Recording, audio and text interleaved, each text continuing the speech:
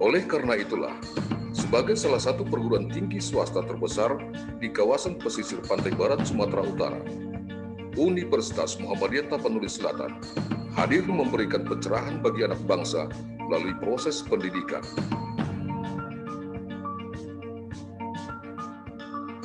Universitas Muhammadiyah Tapanuli Selatan, atau lebih dikenal dengan UM Tapsel, berdiri pada tanggal 15 Juli tahun 1983, yang merupakan cabang dari Universitas Muhammadiyah Sumatera Utara. Pada tanggal 12 Mei tahun 1986, dengan rekomendasi Kopertis Wilayah 1 Provinsi Sumatera Utara, UM Tapsel resmi berdiri dengan 3 fakultas terdaftar. Saat ini, UM Tapsel memiliki 6 fakultas.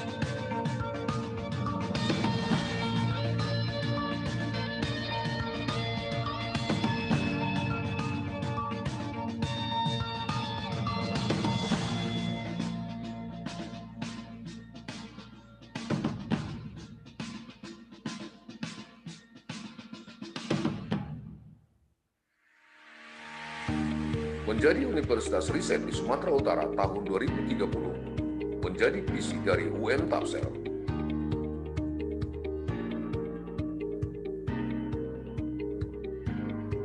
UM Tapsel adalah salah satu institusi yang menyelenggarakan Tridharma dan atau Catur Dharma perguruan tinggi, yakni pendidikan, penelitian, dan pengabdian yang berbasis keislaman dan kemuhammadiyahan.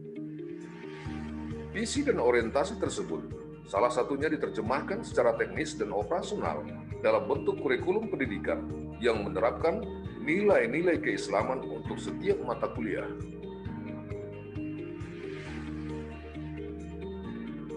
Dalam memberikan pelayanan yang prima, UM Tapsel telah menggunakan sistem informasi akademik berbasis online yang tentunya akan mempermudah mahasiswa, tenaga pendidik, dan kependidikan dalam mengakses berbagai informasi.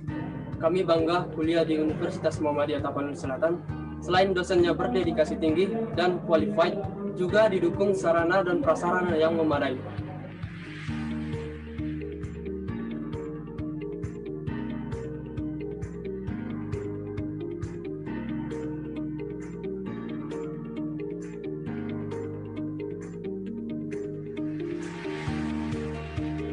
Untuk mendukung sarana prasarana praktek mahasiswa, beberapa fasilitas laboratorium terus ditambah dan dimaksimalkan seperti laboratorium kimia, laboratorium biologi, laboratorium fisika,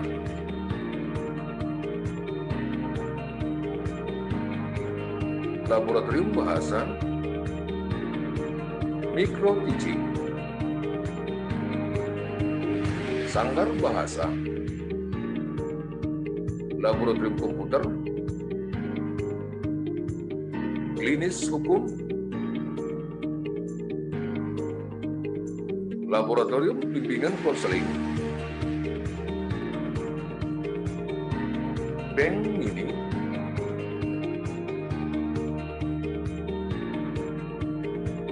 toko serba ada,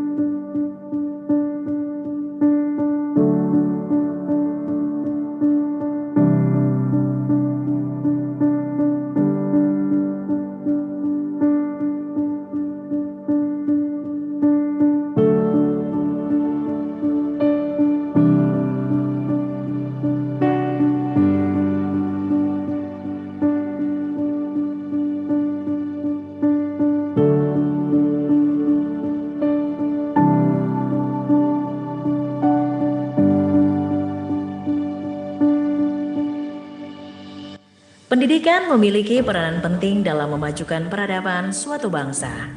Hal ini menjadikan manusia harus mampu menguasai ilmu keislaman dan ilmu umum secara integratif dan interkonektif sebagai modal hidup di dunia dan menjadi bekal di akhirat. Institut Agama Islam Negeri Padangsidimpuan hadir sebagai perguruan tinggi Islam negeri yang mengintegrasikan keislaman, keindonesiaan, kemodernan, dan kearifan lokal yang terangkum dalam konsep teo-antropo-ekosentris. Teo-antropo-ekosentris yang dalam bahasa Arabnya Rabbaniyah, Insaniyah, Walbi'ah. Ini paradigma keilmuan yang kami turunkan di dalam kurikulum, dan baik itu kurikulum yang tertulis ataupun hidden kurikulum di Padangsidimpuan, tujuannya adalah untuk membentuk kognitif dan yang turun menjadi civilization atau peradaban. paradigma integratif kita yang merupakan teoantropoekosentris yang tidak ada disintegrasi di sini, membutuhkan yang namanya ilmu-ilmu keilahian atau ulumul wahyi, dan demikian juga ilmu sosial dan natural sciences atau ilmu-ilmu kealaman. Oleh karena itu, ini ingin kita lakukan di dalam membentuk peradaban melalui kampus kita ini yang Padangsidimpuan, sehingga anak-anak kita selain menguasai kekuatan intelektualitas, juga mereka memiliki nilai-nilai sosial yang kuat. Demikian juga mereka tidak hanya dalam tataran kognitif atau intelektualitas yang kuat, tapi turun menjadi perilaku atau peradaban untuk membentuk masyarakat madani yang berperadaban. Kampus ini berpusat di Jalan Tengku Rizal Nurdin kilometer 4,5 Sihitang, Padangsidimpuan. Memiliki lokasi yang kondusif dan udara yang sejuk karena dekat dengan perbukitan dan tidak jauh dari pusat kota Padangsidimpuan. Kampus ini berdiri di atas tanah seluas lebih kurang 22 hektar yang tersebar di beberapa lokasi saat ini. Dalam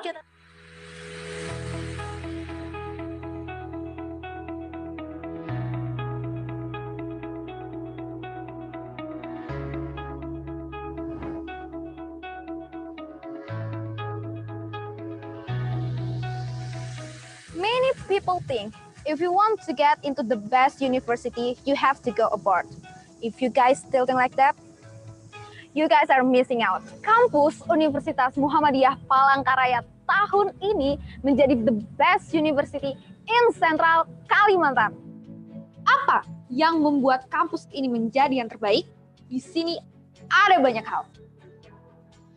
Fasilitas, dosen, mahasiswa, dan alumni. Kami bangga jadi alumni UM Palangkaraya. Dinobatkan sebagai kampus terbaik di Kalimantan Tengah tahun 2020 oleh Kemendikbud Republik Indonesia. Semua ini karena Kerjasama kita semua.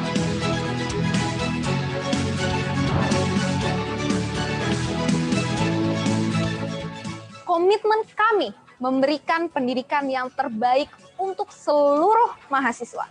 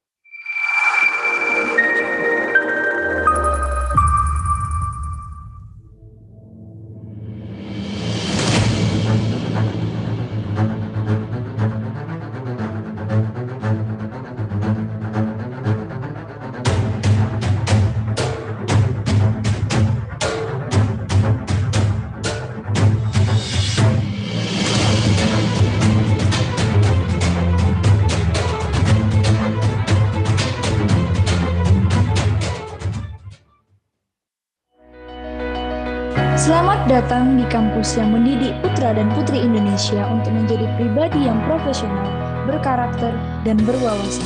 Universitas Asahan. Universitas Asahan yang disingkat UNA adalah salah satu perguruan tinggi favorit di Sumatera Utara. Terletak di jantung kota Kisaran, Kabupaten Asahan, Sumatera Utara. Universitas Asahan diresmikan pendiriannya pada tanggal 18 Juli tahun 1985.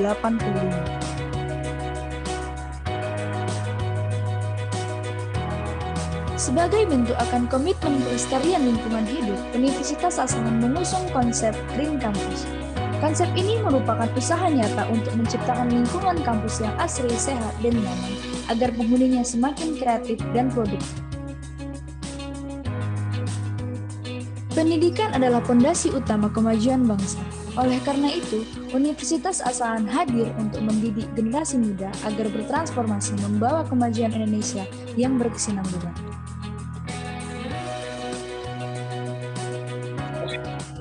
Dengan sumber daya yang profesional, fasilitas yang memadai, jaringan kerjasama yang luas, serta didukung oleh sistem jaminan mutu yang handal, Universitas Asahan diharapkan dapat menjadi salah satu tonggak kokoh bagi kemajuan negeri.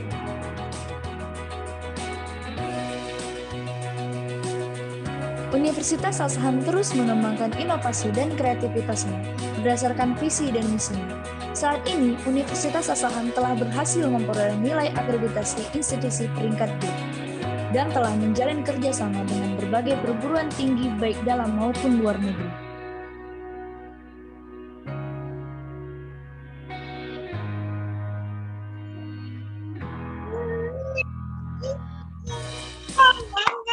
Ada 11 program studi dan terbagi ke dalam 5 fakultas yang dilengkapi dengan laboratorium untuk menunjang proses belajar mengajar.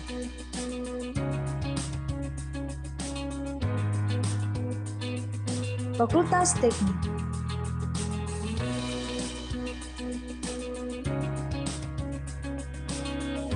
Fakultas Pertanian,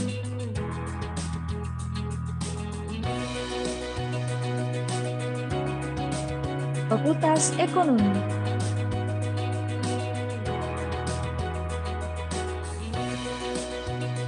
Fakultas Hukum,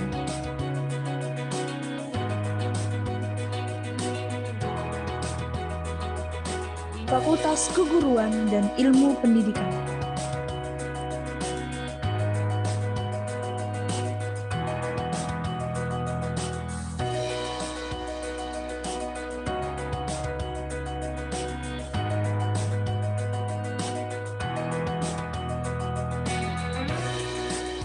Seiring dengan perkembangan dan guna memenuhi kebutuhan masyarakat.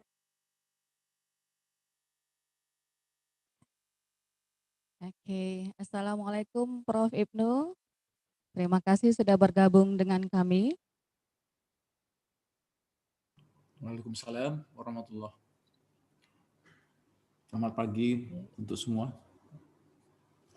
Selamat pagi.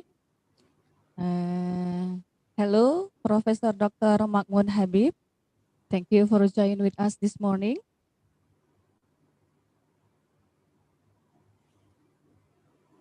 Okay, and then selamat pagi Bapak Adam Jerusalem. And then good morning Mr. Rashin from Ukraine. And Assalamualaikum to dear Ma'am Mimi Naharia.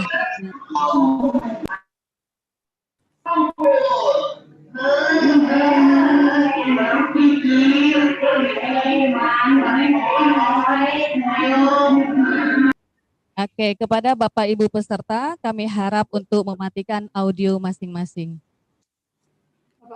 Iya. Oh ya, biar ada bilang kan ya Pak. Soalnya nanti kalau dijemput. Soalnya tadinya kan 8. Bismillahirrahmanirrahim. Assalamualaikum warahmatullahi wabarakatuh. Good morning, ladies and gentlemen. Welcome to the opening ceremony of the first Padangsidimpuan International Conference. This event was held of collaboration of Universitas Muhammadiyah Tapanuli Selatan and Universitas Muhammadiyah Tasikmalaya, supported by Institut Agama Islam Negeri Padangsidimpuan, Universitas Aufa Royhan, Universitas Simalungun, Universitas Asahan, Universitas Wijaya Putra Surabaya, and Universitas Muhammadiyah Palangkaraya. First of all, I would like to say Alhamdulillahirabbil alamin to the Almighty Allah Subhanahu wa Ta'ala for His blessing and kindness, so we can have this event. Then salawat and salam to Prophet Muhammad Sallallahu Alaihi Wasallam. Before we proceed the program today, I would like to express our sincere gratitude to Excellency, the head of LL Dikti Region 1, Profesor Dr. Ibnu Hajar MSI, Excellency, Director of Universitas Muhammadiyah Tapanuli Selatan, Dr. Randa Musana Pasaribu MA, Excellency, Rector of Partner University, Excellency, the keynote speakers, Profesor Dr. MD Makmun Habib from Independent University Bangladesh. Warmly welcome, Professor. Muhammad Adam Jerusalem, MT PhD from Universitas Negeri Yogyakarta, and also coming from Majelis Dikti Litbang PP Muhammadiyah. How do you do, sir? Volodymyr Rashin, PhD from Chernivtsi National University, Ukraine. Sincerely welcome, sir. Associate Professor Dr. Mimi Nahariah Azwani binti Muhammad from University Tun Hussein Om, Malaysia. Hello, dear ma'am. And Excellency, distinguished guest delegates, ladies and gentlemen. This opening ceremony will be started by reciting Al-Quran. To dear Herlindia, offer to you.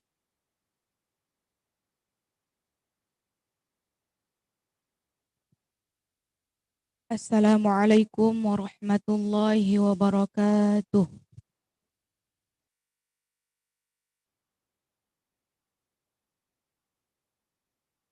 A'udzu billahi minasy syaithanir rajim.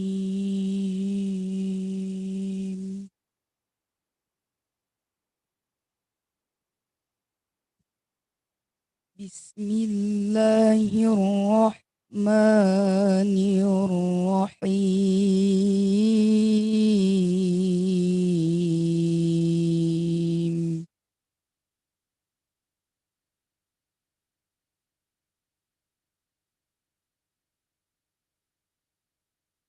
Ya ayyuhalladzina amanu taqullaha haqqa tuqatih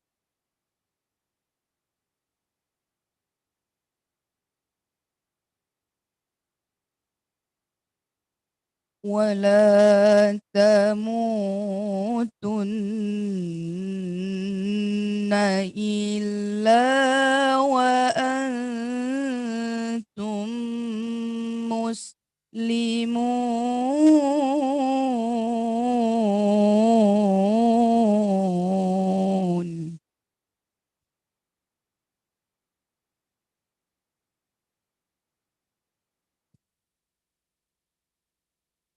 Wa'tasimu bihablillahi jami'an wa la tafarraqu.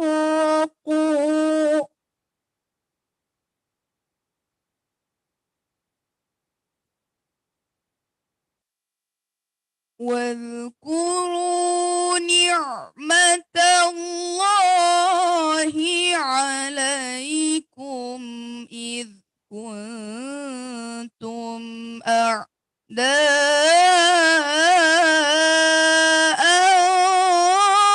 فألف بين قلوبكم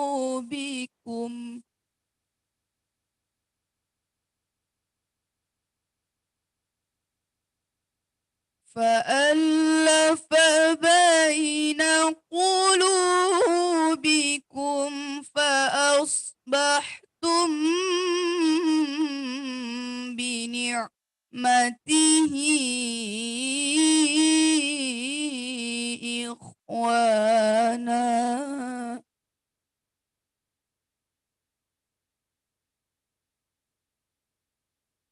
وكنتم على شفا حفرة من النار فأنقذكم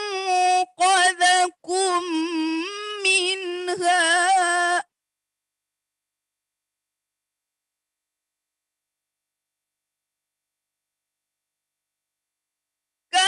كذلك يبين الله لكم آياته لعلكم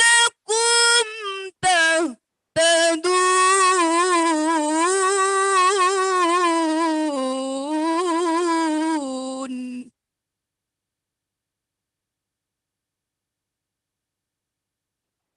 ولتكن منكم أمة يدعون إلى الخير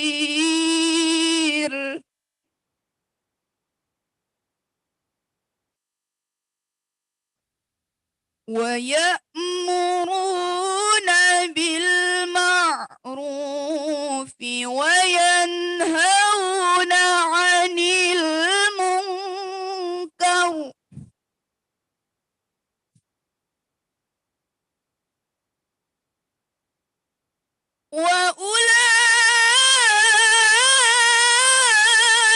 وأولئك هم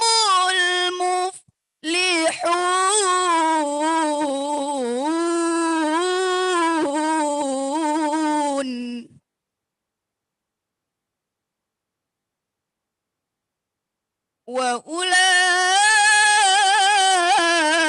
وأولئك هم المفلحون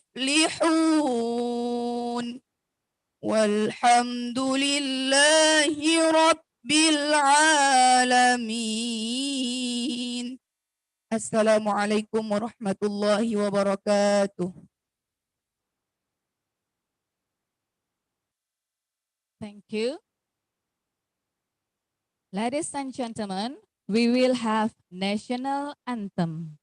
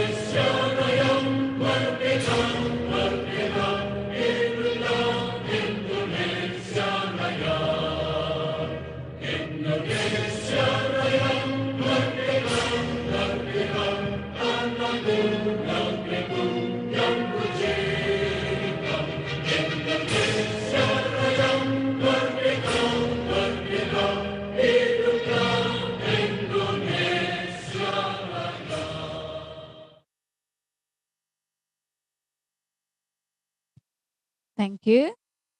Okay, we will have next agenda. We would like to ask the head of LL Dikti Region 1 to officially open this event. To Professor Dr. Ibnu Hajar MSc, please welcome.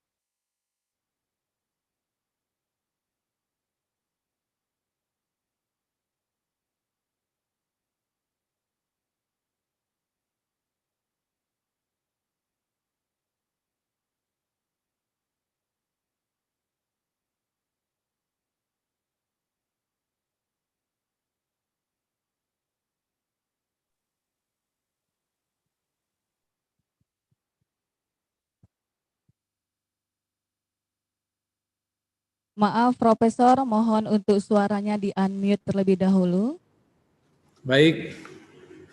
Assalamualaikum warahmatullahi wabarakatuh. Bismillahirrahmanirrahim. Alhamdulillahirabbil alamin wassalatu wassalamu ala asrafil anbiya'i wal mursalin wa ala alihi wa ashabihi rasulillahi ajma'in. First of all, let us praise and thanks to Allah Almighty for the abundance of grace and the joy of all us can still together in this moment without any barrier and all and in good health. Salawat and greetings we pour out to the Prophet Muhammad, who has brought us out of the dark age to the era of a bright light today. May we all get inspiration on the end of our life. Amen. It is my great pleasure as head of Higher Education Services Institution, Region 1, North Sumatra, to welcome you to Padangsidimpuan International Conference on Health, Economic, Management, Education, Social Science, and Humanities. We are all very grateful to the University Muhammadiyah of South Sapamli and Muhammadiyah University at Tasikmalaya for the tremendous support they have provided as host, and to the conference organizing committee, and also to co-host whose member have put together and engaging this program. First, the distinguished keynote speaker, I'm Professor Dr. Ma'mun Habib from Independent University, Bangladesh. Thank you for joining. And Professor Erwin Sulaiman from International Islamic University, Malaysia. And also Mr. Muhammad Adam Jerusalem, PhD from University Negeri Yogyakarta, and also other speakers who cannot be named one by one, who have shared their interesting work, time, and knowledge. Once again, thank you for delivering such important materials so that all participants can deepen our knowledge. Ladies and gentlemen, this international conference could generate the ideas and also the progress already made across the continent. It also offered recommendation on how to accelerate progress in science. This conference is an important opportunity to take stock of progress since then and to share experience from both within and outside the region. From this seminar, this conference, we can also reflect on how emergence will contribute to the success of global, regional, and national development agendas. Furthermore, I would like to thank all presenters and participants who have joined this conference from all the regions, all over the region and the world. I sincerely hope that through your presentation and discussion afterwards, all of us can contribute to solving the problem in our own countries. Even though the contribution may be small, but it is still valuable. Once more, and once again, I will to welcome and thank you for very much for all of you for attending this event. Thank you and thank you. Assalamualaikum warahmatullahi wabarakatuh.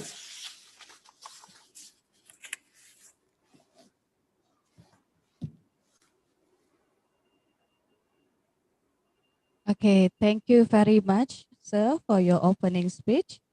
And inshallah, through this conference, we will can give some contribution to our country, especially in Padangsidimpuan.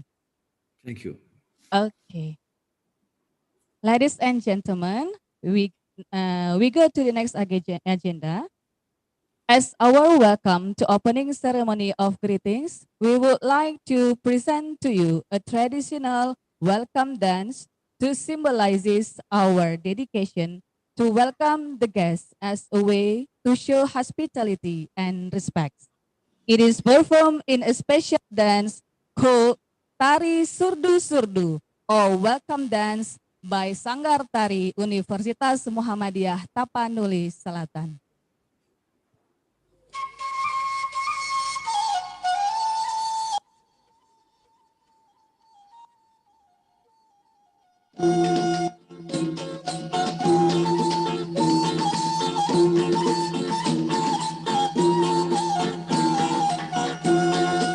It is the tradition in Padangsidimpuan to welcome the honorable guests or to open the event by presenting the dance.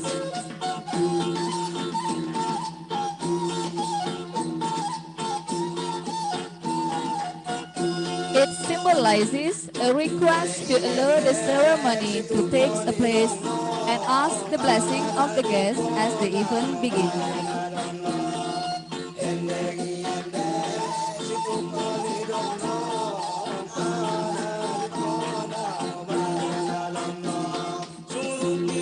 It's also the symbol of happiness and joyful.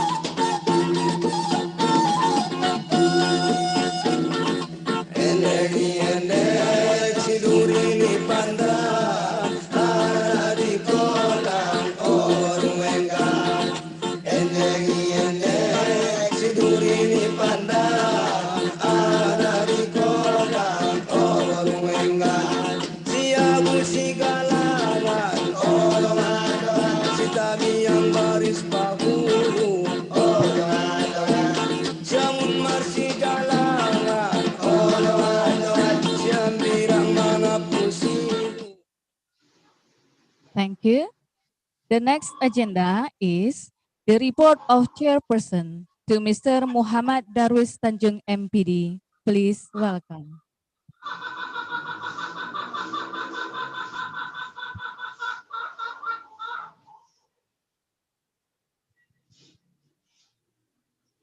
Assalamualaikum warahmatullahi wabarakatuh. Alhamdulillahilladzi hadana lihaja wa mahkunna linahtadiya laula an hadanallah. Ashhadu an la ilaha illallah wa ashhadu anna Muhammadan abduhu wa rasuluh. First of all, I would like to say alhamdulillahi rabbil alamin to the Almighty Allah Subhanahu wa Ta'ala, and salawat and salam to our Prophet Muhammad Sallallahu Alaihi Wasallam. Excellency, the head of LLDT Region 1 Sumatera Utara, Profesor Dr. Ibnu Hajar MSI. Excellency, Director of Universitas Muhammadiyah Tapanuli Selatan, Dr. Anda Musana Pasaribu MA.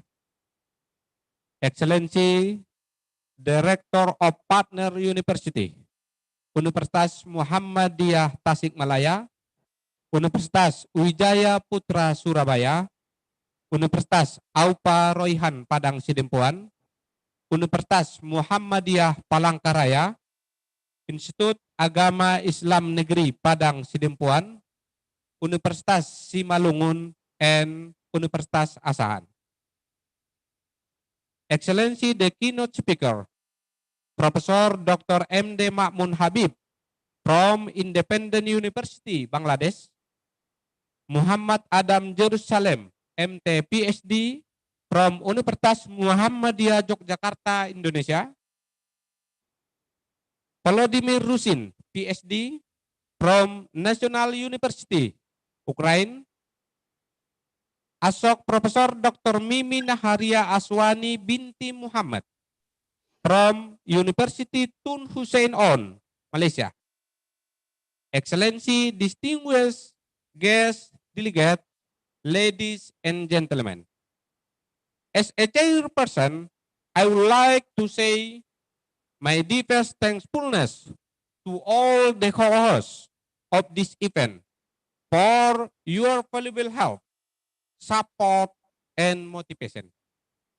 The participants of this conference are 150 that came from various institutions and countries. This is the first event for UMTS to hold the international conference. There is possible any mistake or this event. So, I would like to say my apologies for all speakers and participants. I hope to our leader to always give support the next international conference. And to all participants, please enjoy the event. Thank you for your attention. Billahi fi sabilil haq, fastabikul khairat. Assalamualaikum warahmatullahi wabarakatuh.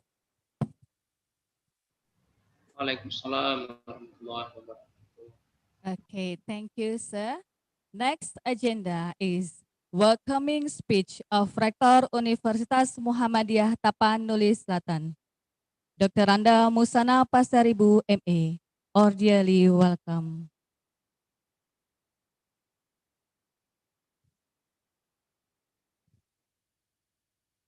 Assalamualaikum warahmatullahi wabarakatuh. Good morning, ladies and gentlemen. It is my pleasure to welcome all the speakers and participants today for the first Padangsidimpuan International Conference 2020 organized by Universitas Muhammadiyah Tapanuli Selatan and Universitas Muhammadiyah Tasikmalaya in collaboration with Universitas Muhammadiyah Palangkaraya, Universitas Wijaya Putra Surabaya, Universitas Aupar Royhan Padangsidimpuan, Universitas Asahan, Universitas Simalungun, and Institut Agama Islam Negeri Padangsidimpuan. This is the first conference in the history of our university which is completely conducted on a digital platform in line with the social distancing norms due to COVID-19 pandemic. Ladies and gentlemen, I welcome all the keynote speakers, distinguished Professor Ibnu Hajar, as head of higher education services Region 1 North Sumatra and as an opening speaker in this conference. Distinguished Professor Dr. M.D. Mamun Habib from Independent University, Bangladesh. Distinguished Asok Professor Dr. Mimi Naharia Azwani binti Muhammad from University Tun Hussein on Malaysia. Excellency Muhammad Adam Yerusalem PhD from Universitas Muhammadiyah Yogyakarta, Indonesia. Excellency Volodymyr PhD from National University, Ukraine. And all of participants and guests from all over the country from different backgrounds. Thanks for joining us. Ladies and gentlemen, there will be plenty of knowledge, and main outcome of this conference is to come up with the national and international framework related to the conference's topics. I hope this conference would help us to expand our knowledge. Ladies and gentlemen, well, I would like to say sorry if there is some technical issue or problems on behalf of this conference. Welcome and great to see you here. Thank you. Assalamualaikum warahmatullahi wabarakatuh.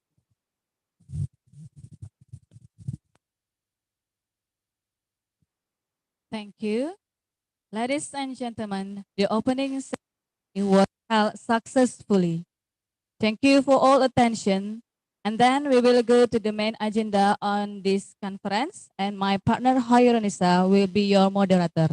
Assalamualaikum warahmatullahi wabarakatuh.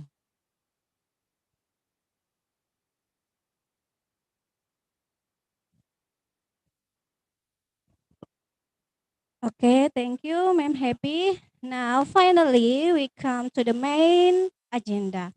Okay, Assalamualaikum warahmatullahi wabarakatuh.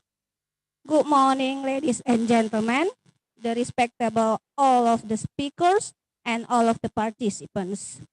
Thank you for joining us in this international conference. Okay, before the presentation begins, allow me to introduce our speakers. The first speaker is Professor Dr. M.D. Mamun Habib from Independent University, Bangladesh. Good morning, sir. Okay. Professor Dr. M.D. Mamun Habib is a professor at School of Business, Independent University, Bangladesh. He has more than 18 years experiences in the field of teaching, as well as in training, workshop, consultancy, and research. At present, he is supervising some PhD students locally and internationally. As a researcher, Professor Habib published about 140 research papers, including conference proceedings, journal articles, and book chapters.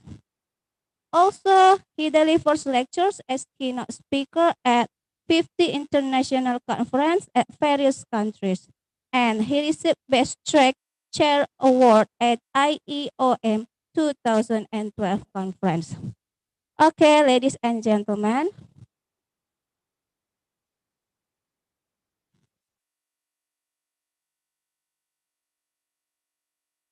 Oh, okay. And for the next speakers,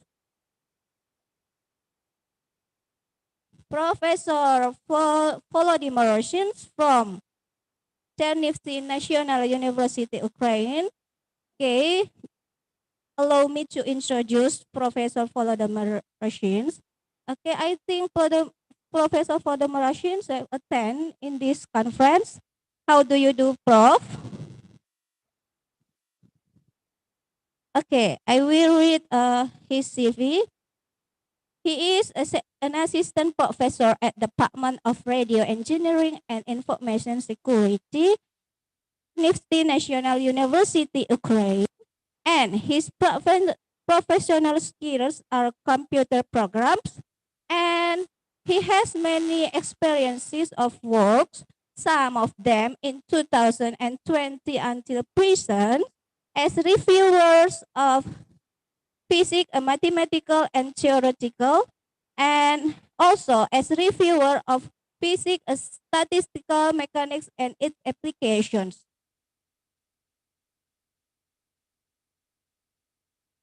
Okay, I think we can start from Professor Volodymyr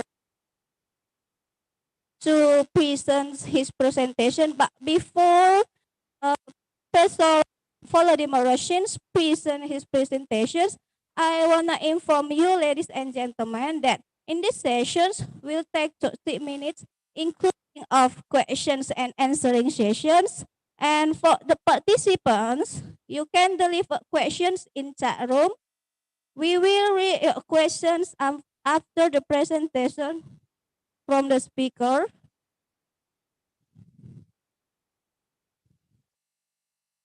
Oh, okay. Sorry. I think I will read all of the CVs from all of the speakers. And maybe Ma'am Happy will continue to the next speaker CVs, please. Okay, Ma'am Nisa, thank you. Next speaker that I will read the CV is coming from Mr. Muhammad Adam Jerusalem. Ladies and gentlemen, Mr. Adam Jerusalem MT PhD is a lecturer in Universitas Negeri Yogyakarta and also coming from Majelis Dikti Litbang PP Muhammadiyah. His research interests are about quality management, small medium enterprise, government, industry, and entrepreneurships. Some of his publications are Industry of Beauty in Growth Countries, The Perspective to Build Industry of Beauty at 2006, and Optimizing Process Selection for MTO Manufacturing by Considering Design Cost and Cost of Conformation at 2009. And then the next speaker, the only one lady keynote speaker of today, we have Ma'am. Okay, so I will read the brief curriculum vitae of Ma'am Mimi. She is a lecturer in University Tun Hussein on Malaysia. Her research interests are about English for specific purposes, language assessment, interdisciplinary teaching, curriculum development, cross-disciplinary, and then linguistics and applied linguistics.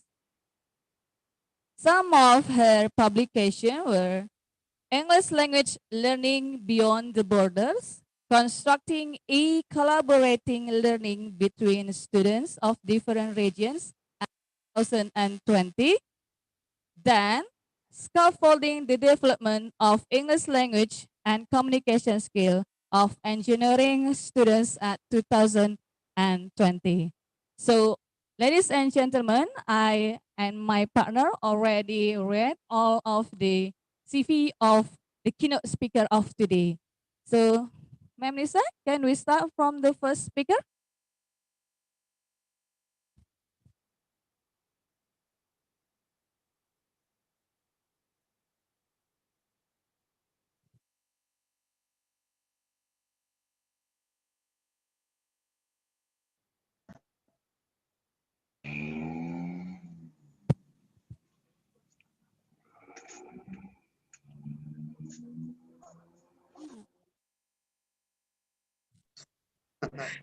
Okay, so for the first keynote speakers,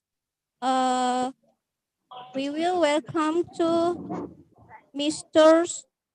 Adam Jerusalem, MT, PhD, to present his presentation. In these regulations, will be take 30 minutes, including questions and answers. So for participants, you can deliver questions in chat room.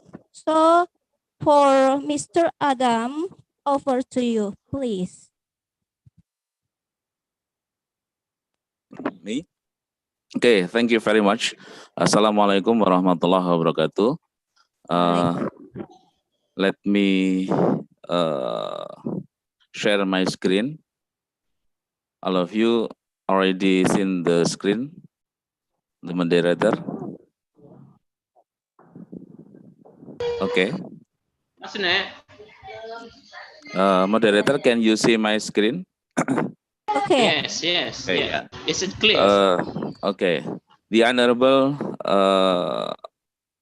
Head of LLDT Wilayah 1, the Honorable Director of UM Tapanuli Selatan, and distinguished guests, all of the speakers of the PIC or Padangsidimpuan International Conference 2020, and also ladies and gentlemen, it is an honor for me to give the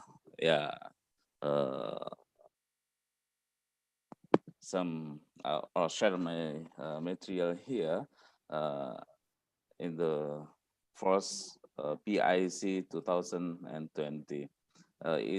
On behalf of the Council of Higher Education Research and Development of Central Board of Muhammadiyah, I appreciate this event because it's very important for us, for institution of education, to share our knowledge or the information, the key or the important information in some specific area.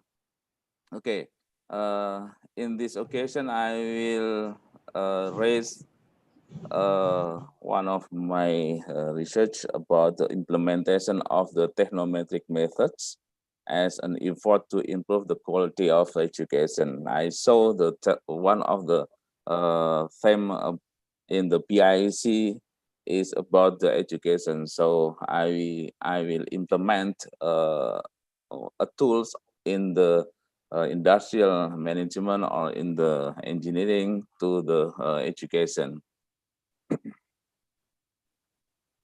Okay. For the introduction, a survey conducted by the International Education Achievement showed that the quality of Indonesia's human resource still low. It's according to the Rusminingsih 2004.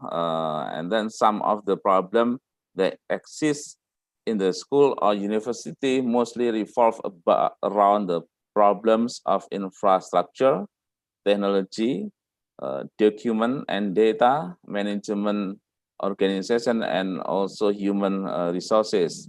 It refers to Al-Qadri 1999. Relate to the Industrial Revolution 4.0 that right now we have many kind of the technology, for example, Internet of Things and so on. So the technology drive our daily life right now. Okay, and also the data.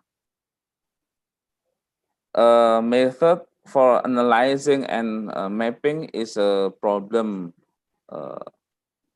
Mapping a problem is a technometric. So technometric is one method for analyzing and mapping of a problem. This approach aims to measure the contribution and technology component in a transformation process. By knowing the contribution of the technology, we can also find out the which component have the highest and the lowest contribution values to our institution, for example, school or university. Based on this, yeah, the school can use this data to prioritize the development of technology components as an effort to improve the quality of the school as a whole, and can find out where the value of technology content is owned by school university. So technometric can also be used as a decision support tool and the tool for the policy formulation and development based on the technology content analysis. Why I raise this tool? Because yeah, technology, as we know, rule the game now. About the technometric consists of four components of the technology. Yeah. The first one is technoware. T is an objective embodied technology or physical facilities, technical equipment that include infrastructure, equipment, machine, physical instruction, information technology used by human in operating transformation. The second component is humanware, is a person embodied technology, human abilities which include knowledge, skills, expertise, wisdom, creativity, achievement, experience of a person or group of people in utilizing available natural resources and technological resources. The third component is infoware, is document embodied technology, document facts, information tools related to the process, procedure, technologies, method, theories, specification, design, observation, manuals, or other facts or data that are disclosure through publication, documentation, and blueprint. And the last one is about the orgaware. It's an institution embodied technology, organization framework, organization, institution tools needed to accommodate physical facilities, human capabilities, fact, which consists of management practice, linkage, and organizational arrangements to achieve positive results. My research method here is a research survey research with the population of this research school, include the tourism group in the Yogyakarta. The sample was selected for schools that categorized on two groups and was taken purposefully. The method used were questionnaires, observation, and interviews. This is the algorithm or the procedure to do the research based on the technometric. The first one, we calculate the degree of sophistication state of school, measure the state of the art of the school, measuring the component contribution, intensity of importance, the fourth one, and the last one, measuring the technology contribution coefficient or TCC. Here the results, yeah. The level of sophistication of the technology component is determined by given scale score of 9, so 1 to 9, according to UNESCO, yeah, who found or create these tools. United Nations ESCAP. Yeah, I don't remember the ESCAP stand for. Yeah, the estimation result will provide an upper limit. Yeah, and also a lower limit for each technology component. And the result from those schools, we got the good level of sophistication because the school or for school have already applied the minimum surface standards. This is the first steps, yeah, the first procedure, measuring the degree of sophistication. And the second step, measuring state of the art. This is the level of sophistication is an attempt to assess the status of the 4 technology component in the transformation process. The determination of the update level refers to criteria established by UNESCO. For example, the criteria for the InfoWare component consists of ease of access to data, number of the network, possibility of the updates, and ease of the communication. There's example criteria for the InfoWare. We have 4 components. So the example I take InfoWare. From the data collection, it is known that the level of updating of each component of each schools is above 0.5, which means that it has a good updating level. The third step is measuring component contribution. Yeah, we have 4 component, right? And which one and the most give the contribution, we can know from this. Based on the limit for the level of the sophistication and the state of the art rating above, first and second step, the contribution of each technology component can be calculated based on the following equation like here.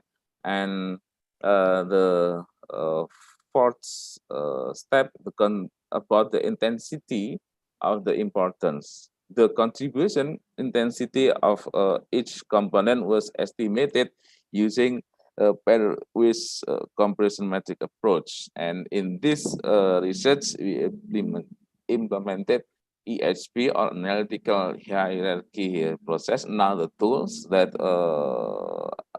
found by Thomas Sate on 1993, yeah, by using the questionnaire, by optimize the questionnaire, and then we calculate the pairwise comparison. And the last step about the technology contribution coefficient, the TCC value can be used to assess the technology content and transformation process in a region or organization. I remember that UNESCO implement this tool to measure the technology across the nation. Yeah, which country that have the good level and so on. Yeah, by using this what's it approach or formula. Yeah,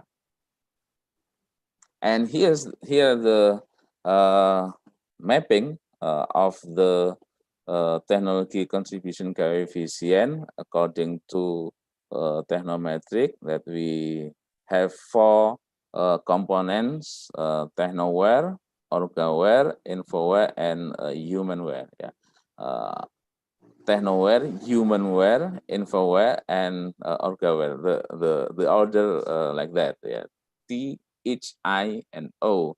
This is a school group A and school group B. Yeah, and school group A is better than a school group B according to this research. Okay, the school group A, it can be seen that the orgaware has the highest contribution, 0.86, followed by infoware, humanware, and the smallest is a technoware. All of the technology component here at the school group A are in the good category within the range because within the range 0.7 till 0.89 according to UNESCO. School group B, the contribution of humanware technology component had the highest contribution, followed by infoware, orgaware, and the smallest was technoware. It means that only technoware in the moderate category, yeah, in the range 0.5 till 6.69. Yeah.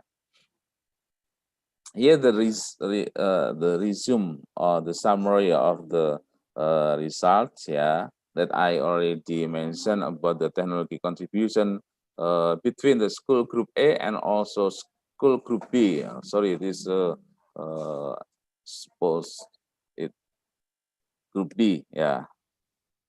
And this is the intensity of the importance. This is the important thing, because if we make a prioritize to making improvement, we can see at the column of intensity of the importance. Yeah. Okay, based on the result, the contribution of each technology component, the intensity given to each component, it was obtained TCC, a technology coefficient of 0.81 for school group A, yeah, here, yeah, TCC, and 0.7 for school group B. This means that both school have a good technology contribution coefficient. In terms of the intensity of the component contribution or intensity of importance, function to determine of the priority of development or quality improvement, that development begins with the development priority of the technology component that has the highest component contribution intensive value. For example, here for school group A, quality improvement, if we want to improve the school, we can begin from the human resources for the school group A, yeah, from the humanware. Then in infrastructure, yeah, technoware, organization, orgaware, and the last one is about the data information and so on, about the infoware, component of infoware. And while from for the school group B, the quality improvement begins with improvement of infrastructure. It's different with the group A. Yeah, it's different with group A. From the group A, the prioritize to improving is human resources, while from school group B, start from the infrastructure. Yeah, because the highest intensity of importance is the technoware, followed by humanware, infraware, and orgaware. Yeah. While the school group A, the highest is humanware, followed by technoware here, and the third is same number, orgaware, and the last one in infoware. So again, school group B, if we want to improve the school, we can start from the infrastructure first, then human resources, data information, and the last is about the organization. Conclusion, yeah, making decision and policy have to based on the data and analysis, not only using by instinct or instinct. and then we can make the making the decision and policies regarding quality improvement based on the strong problem mapping analysis, based on precise diagnostic information, so that the existing problem can be resolved. And quality of education and quality of another thing that we concern, it can be improved in a planned, organized, and comprehensive manner. I think that's all from my presentation. I just implement to one of the popular tool, maybe at about in 1990, to assess one of the education institution in my region. Thank you very much for your attention and for the invitation, UM Tapsel, and congratulations for the first Padangsidimpuan International Conference. Thank you.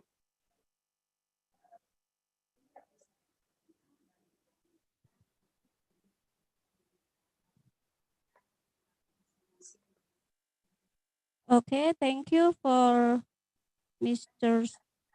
Adam for informative presentations, and I think the answer and questions will continue after the next speakers. Now we're going to the next speakers from Professor Dr. M.D. Makmun Habib from Independent University, Bangladesh.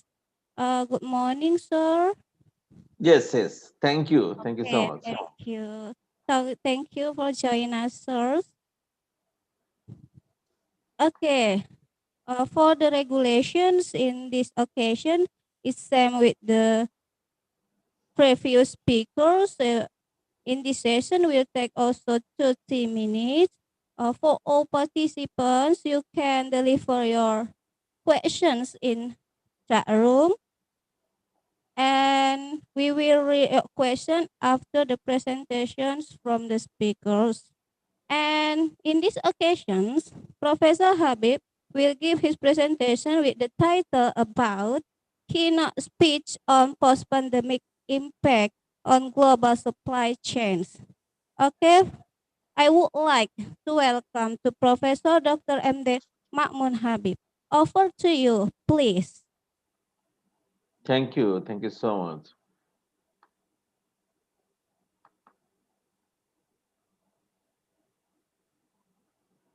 Can you see my slides?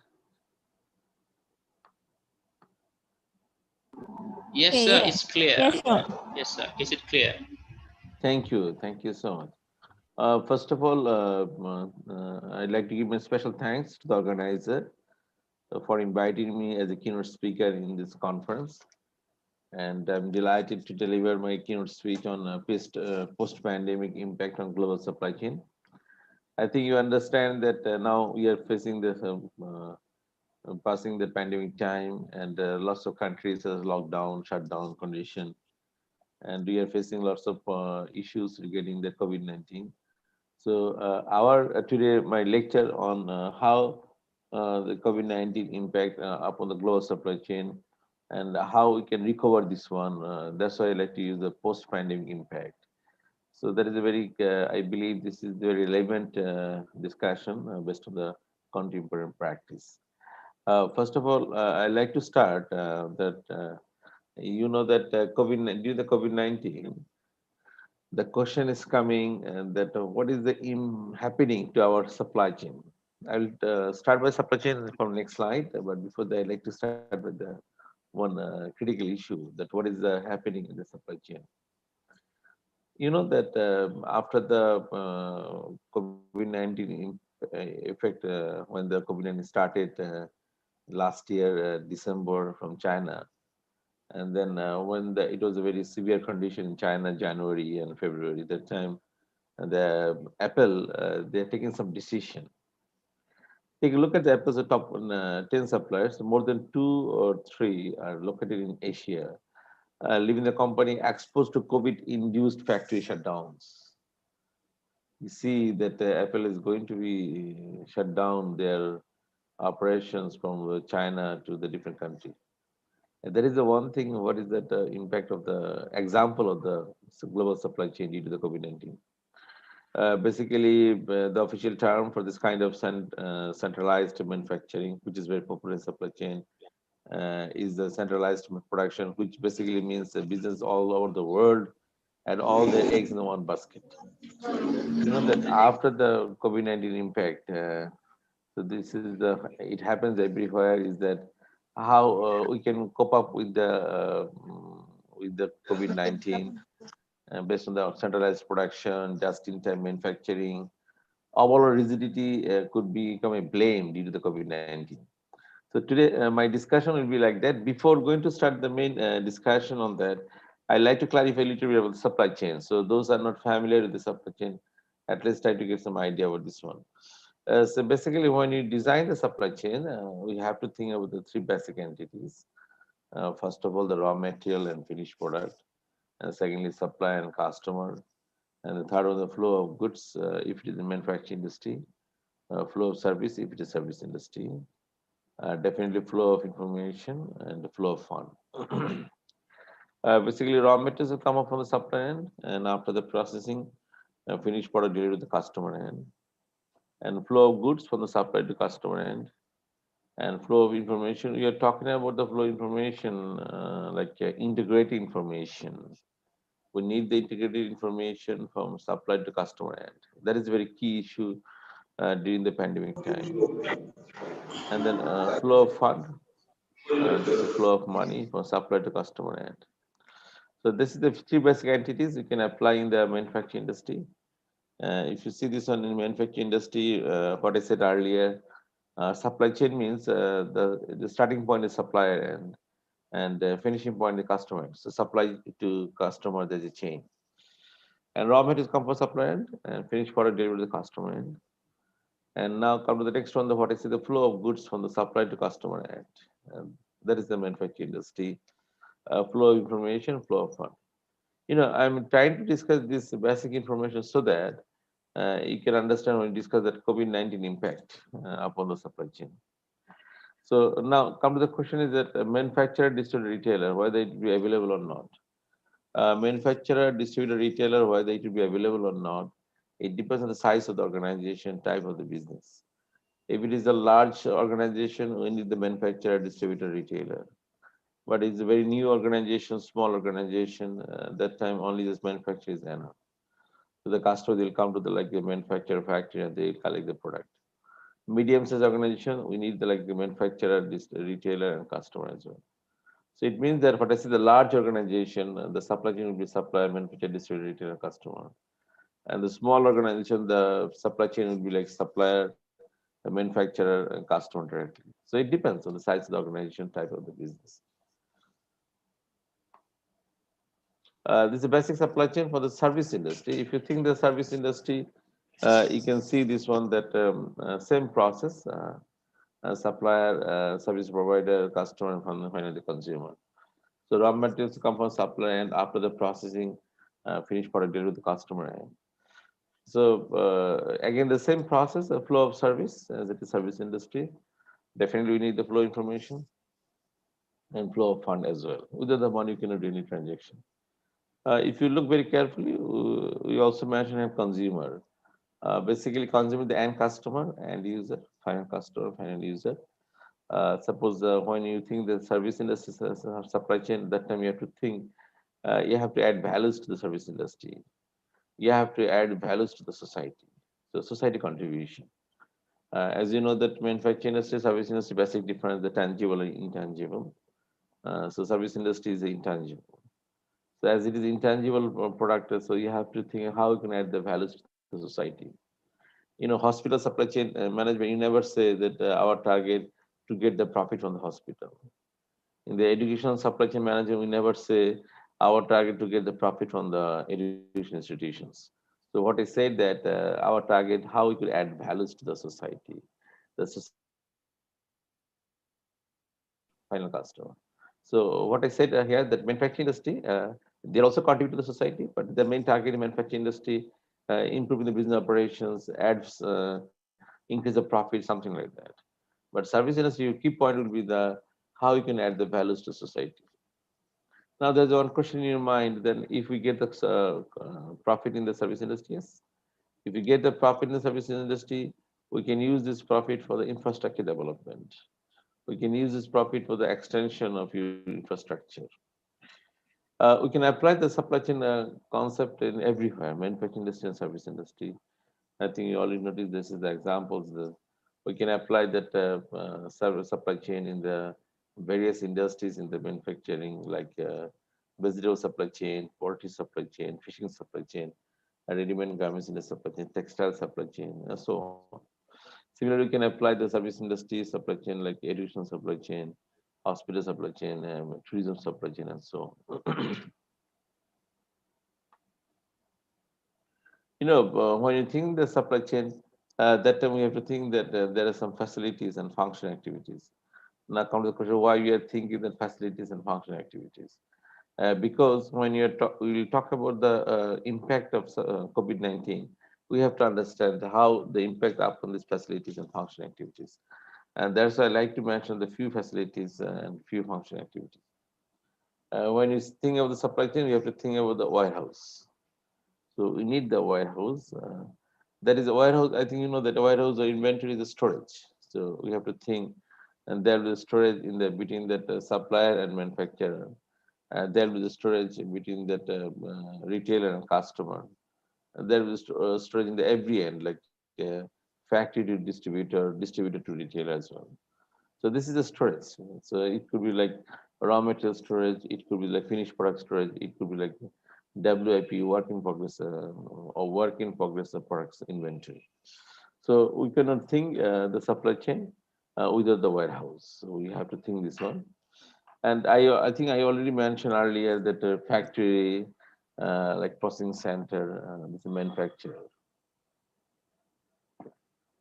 Distribution center, I think I already mentioned this one. Distribution center, distributor. Basically, they're responsible to distribute the product from the factory to the outlet, retail.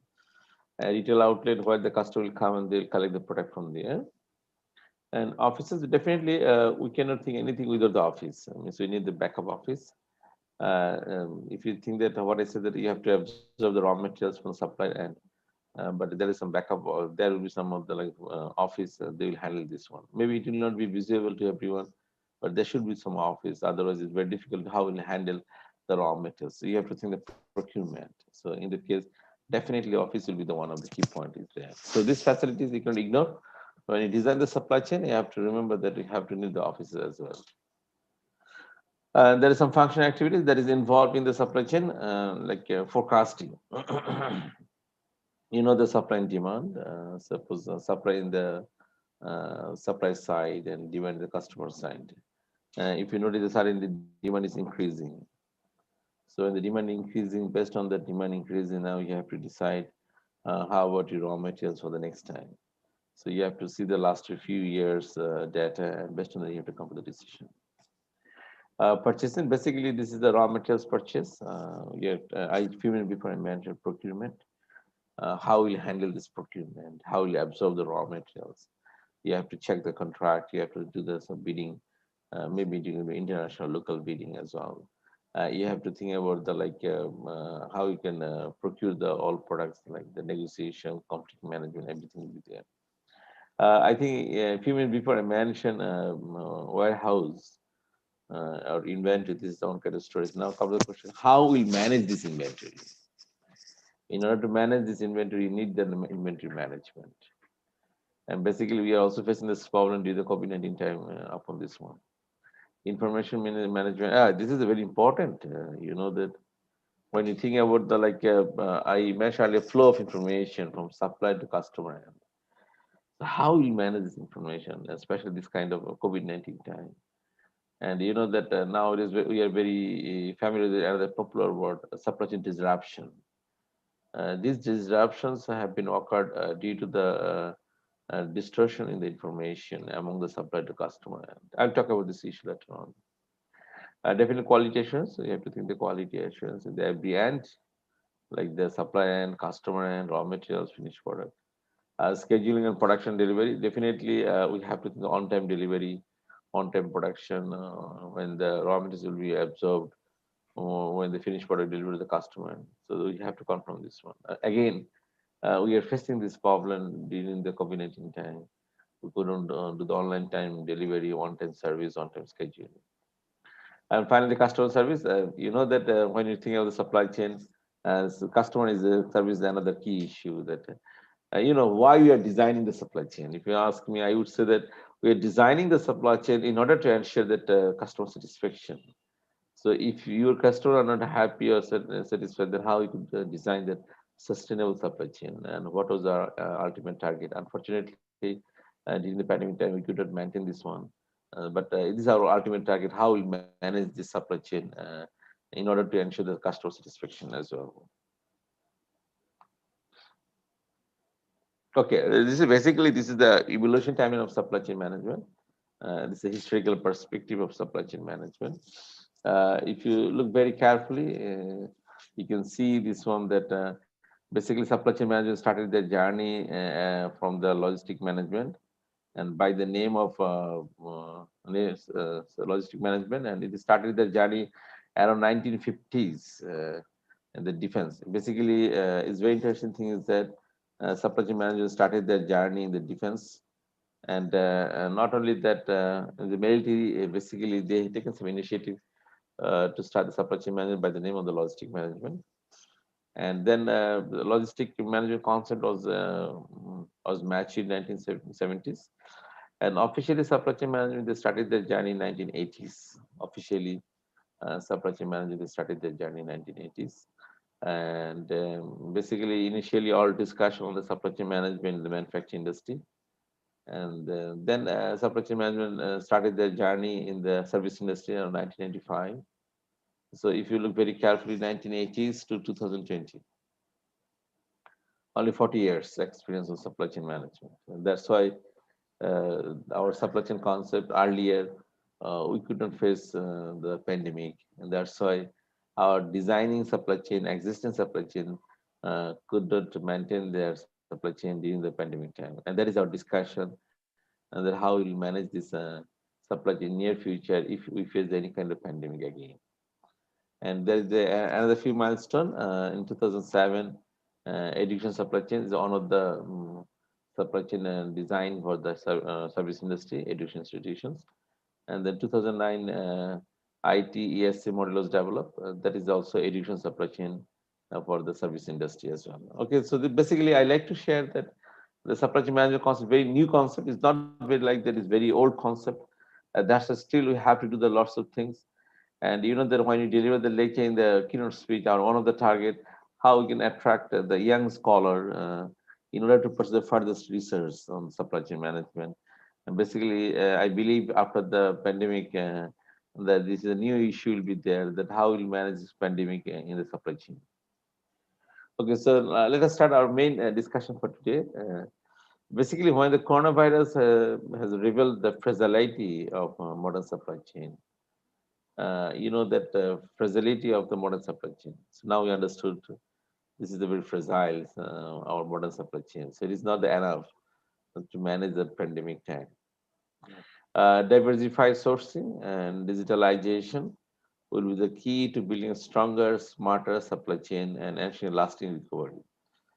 That is our discussion. You know that most of the cases we are dependent only on single source, and we are not using the 100% digitalization in our whole supply chain. That is one of the drawback in our supply chain design. I believe we have to change it now. And what I said earlier, say, suppose if you look even in Indonesia, suppose there is some one raw material or only one ingredient depends on China, say. So if it is depends on China, so when the lockdown in the China, and they cannot go for the production due to that raw material. And that is one of the key point in the after the pandemic, that how we can get that diversified sourcing. Yes, suppose it's the first priority, the second priority, and third priority. So in future, if we couldn't use the first priority, so that we can go to the second sourcing or third sourcing as well. So that we have to create this kind of multiple sourcing option in near future. Initially, COVID-19 pandemic has hit the global trade and then investment. Global trade and investment at an unprecedented speed and scale. And I still recall that when the pandemic started in China, that time that like UK and US, they couldn't face this problem, but gradually it was increased. And then the UK, it was the attacked in the UK, and then it moved to the USA, and then again it moved to our subcontinent. So that means the changing and the pandemic in terms of the affected people due to the pandemic. So global trade is going to be vulnerable that even we cannot predict what could be happened. Multinational companies initially faced the supply shocking, like supply end, and then they are facing the demand shocking. As more and more more and more countries ordered people to stay at home, so they couldn't get that enough number of customers. So they produce the product. They have some raw materials was stored earlier. Unfortunately, they cannot apply because what I said there is the problem is that the main problem was that they couldn't get enough number of customers. So the government, businesses, and individual consumers suddenly struggle to procure the basic raw materials and were forced to confront the fragility of the modern supply chain. You know how long they can procure the raw materials? 1 month, 2 months. At first, we assume that maybe this pandemic will be sustainable for the next 1 or 2 months. Now is November. Still, we are facing the problem with the COVID-19. That is the one problem. Is it's unprecedented. That we have to think that we can keep the raw materials 2 months, 3 months, 4 months. It's not like that. So there is an urgent need to design a smarter, stronger, more diversified supply chain. One of the lessons in this crisis, and I believe we have to now work on that. How we can design that a smarter supply chain. I use the term the supply chain disruption. You can see this disruption from the ports to factories, storehouses, delivery channels. And not only that, you can see this disruption, transportation, warehouses, suppliers of the raw materials, procurement. You can see the disruption in the distribution channels and so on. You can see earlier I mentioned the functional activities, right? But you can see nowadays the supply chain disruption in the every end. And not only that, the supply chain disruption is also evident in the rural farm level. Rural farm level, where the people they are getting the fair prices of the production. So look very carefully. That means you can see that supply chain disruption from the starting to finishing point, from supply to the customer end. And how we manage this disruption, that is our of the discussion. I just like to share the one example. This is the one example in our Chittagong port in Bangladesh. And due to the COVID-19, Chittagong port in Bangladesh have become to a standstill. And this very interesting thing is that if you look very carefully, there are 4 supply chain pillars, like planning, sourcing, making, and delivery. It has been designed in the month of April and May. That time we thought that maybe pandemic will be finished within the 2 or 3 months. So that time we take lots of planning. So planning was good, but unfortunately sourcing, making, and delivery was bad. But at this moment, now is the month of November. If you ask me how about the condition in supply chain 4 pillars, I would say planning is bad, sourcing, making, and delivery the worst. Totally uncertain what could be happen in the supply chain. And you know that during the initial time of pandemic, we are facing this problem. And suppose our Chittagong port's storage capacity, and you know the storage capacity, but that time that our ships were more than our storage capacity. And not only that, there is some vessels, lots of vessels at jetties were waiting for the offloading of goods. And can you imagine, there are the few containers, vessels at outer anchorage for berthing, they're waiting. So that is the situation we face in the port during the pandemic time. So that is the one key point, is that how we'll manage it. So suppose there is a one general manager of one very renowned group, one of the two largest commodity conglomerates in Bangladesh. They said that they are facing the disruption in three areas. One is the port, another is the production factories, and finally the transportation. And not only them, the other large business conglomerates in Bangladesh, they face the disruption in their supply chain due to the shutdown. And more what is our basic concept? But unfortunately couldn't apply in the supply chain. So we should be the more flexible during the supply chain designing. For some, this involves building up stockpiles and buffer inventory. What I said earlier, inventory is one option. More giving the system, so we can keep the raw materials for the few months so we can go for production. Unfortunately, if you do this kind of warehousing or inventory, it will come at greater cost, but it will create a huge cost, and maybe just-in-time deliveries will be very difficult at the time to maintain. Okay. Some companies like the Unilever, they have the financial growth. So Unilever already agreed to pay suppliers earlier, but it is not possible for the small organizations. And what happened in due to the pandemic, the global supply chain phenomena, some of the companies' demand were declining, some of the companies' demand were increasing. So not only it was very difficult to maintain, and creating some uncertainty in the whole supply chain, especially particularly in the raw material side. And then we are facing the next problem, the logistic bottlenecks, impacting the ability to ship and receive the products on time due to the shortage and logistic bottlenecks.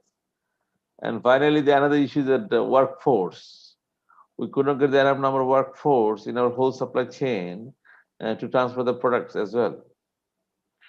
If you look very carefully, that our another disruption example is that I mentioned earlier, Apple.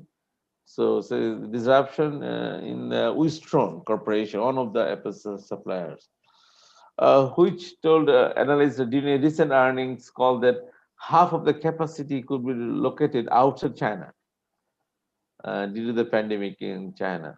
So their next target, the company will be looking forward to move to the India or Vietnam or Mexico. So you see that global politics is going to be changed due to the pandemic. Samsung, which is the plants in its home country, South Korea, previously diversified its smartphone production to Vietnam and India while maintaining the components from China. So that is that it could happen that everywhere we are facing the problem due to the COVID-19. And now come to the question that how we can recover this one. So I'd like to take another few minutes so that we can come to some of the recommendation. First of all, we have to check micro supply chain. Build the agility and speed into our supply chain by creating the micro supply chains, particularly the finite and decentralized and agile mini operating models with the flexible supplier contracts and relationship with the manufacturer closest to the point of purchase. I use the term the point of purchase. So it could be one of the strategy, the buy what you make and make what you sell. Very close to the customers. So you're manufacturing in the Bali, in the Indonesia, while you are thinking that you like to send the product to Jakarta. Why not you can think the localized mini operating models. You are producing in the Bali, so now you target customer only just Bali only. So in the Jakarta, that you think that okay, make some of the production plan in the Jakarta, and they will serve their people. Because otherwise it happens in the COVID-19. Suppose that this area is the lockdown, this area is not lockdown. So you are waiting the products manufacturing factory in the lockdown place. So how could you manage get this raw materials? How will get the products from there? And secondly, that supply diversification. Assess the opportunity to diversify the supply base, identify the geographically diversify suppliers to on board in the event of emergency. And the supply chain strategize, move away from adversarial short-term approach toward a long-term strategy of driving value. So that is another key point. That we have to think about this one that due to the COVID-19 exposure, the vulnerability of the complex global supply chain between the lean manufacturing principles. And now we have to move to that level. How we can move to that level? Padahal universitas nada kan? Universitas we have to visualize the decentralization of manufacturing capacity with companies looking to bring this production home. You know that after the COVID-19 impact, Walmart and Tesco, Walmart in US and Tesco in the UK, what they did, they noticed that number of customers is declining. At that time, most of the customers, they are looking forward to get the product in their home. So they recruited the human resource. Those will carry the product to their home. So online delivery, but the customer, they receive the product in their home. So that is the way that how we can do this one. This trend grew with the likes of automation and small batch production, which had become so cheap that a number of countries started moving portions of the supply chain back home. Okay. The transition to a new model for supply chain will be underpinned by a rapid and wholesale digitalization of the paperwork that accompanies global trade. So we have to move to the digitalization rather than analog system. Despite the rapid advance in technology, the relationship between the buyers and suppliers remains predominantly paper-based. So now this is a time we have to think how we can revise this concept to the digital concept. Digitizing the buyer-supplier relationship is a fundamental element for building the robust supply chain. What is our key point after the post-pandemic? We'll make the identifying and recruiting the new suppliers far less time-consuming. So now our dependency will move to the multiple resources, multiple suppliers, rather than only one single supplier. We can apply the artificial intelligence and Internet of Things as a modern technological advancement. Supply chains could quickly switch to alternative providers when regular suppliers face disruption of what we face during this pandemic time. The current crisis is an opportunity to reset a system that has relied on outdated processes. So this is definitely this is on crisis pandemic, but it could create an opportunity for us to think that how we can create a smart, agile, industry-driven supply chain is a key to building a global trade and investment network that is capable of to manage our future storms if we face again another pandemic time. So before concluding my keynote speech, I just make sure one thing is there. So that is the one key point now. How we can move to the digitalized supply chain? How we can apply that artificial intelligence, automation, Internet of Things, and a whole supply chain, so that in the future, if we get this kind of pandemic again, we can manage this pandemic based on what I said earlier, multiple suppliers, and based on automation, digitalized supply chain management. But I believe now this is a time for the researcher. Let us start to work on that. How we can ensure that agile supply chain, how we can ensure that flexible supply chain, whatever the manufacturing industry and as well as in the service industry. Thank you so much.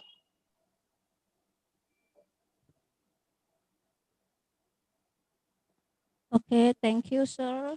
That's so interesting presentation. It can help us to manage our economic in this pandemic, and for the businessmen maybe this presentation so helpful for businessmen, I think. Okay, thank you for Mr. Professor Habib.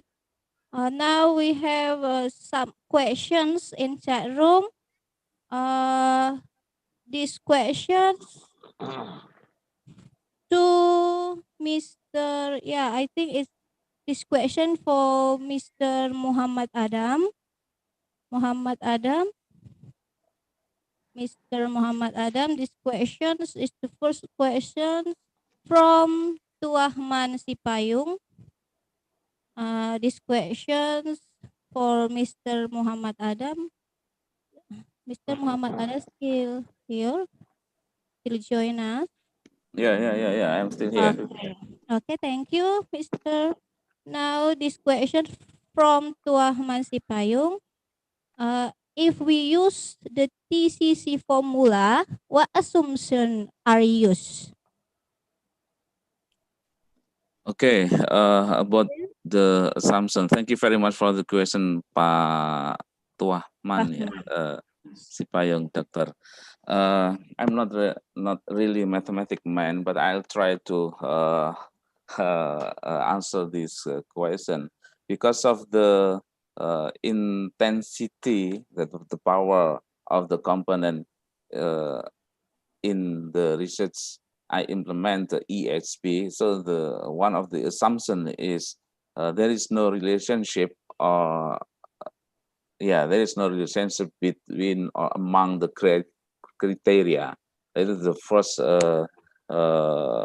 first assumption, and then the second assumption that was no change in the school or the entity on about the technology related to the matter during the observation.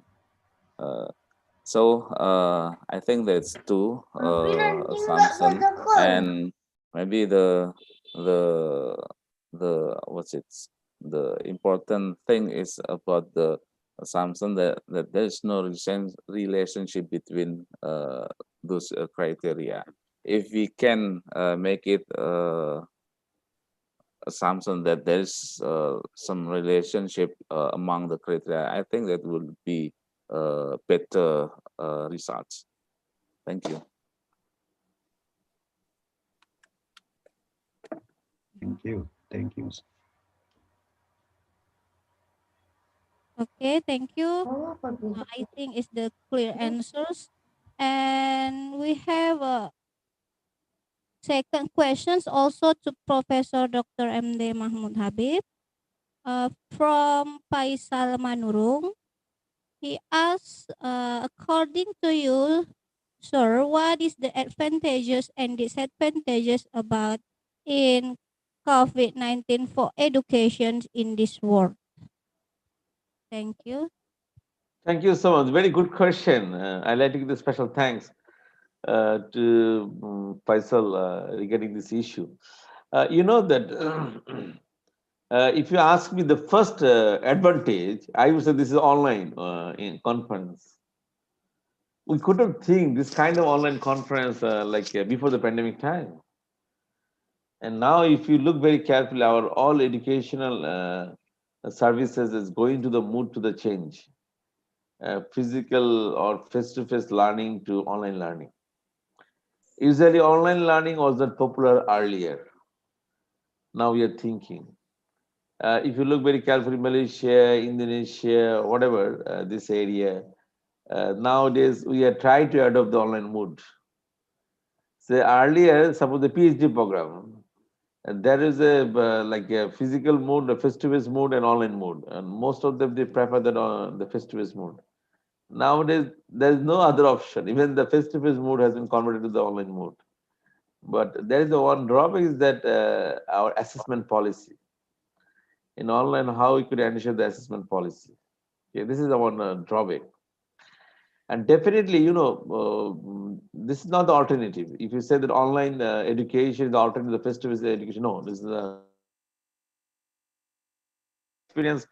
During the pandemic time, I delivered the lecture in the many international conferences. I delivered the lecture, many workshop, and the many lots of research works due to the COVID-19 in the through the online platform. What I noticed that the participants' attentions were very poor. You see, now we notice that in this room we have how many participants? 123. But if you look very carefully, how many participants they turn on their camera? Only few.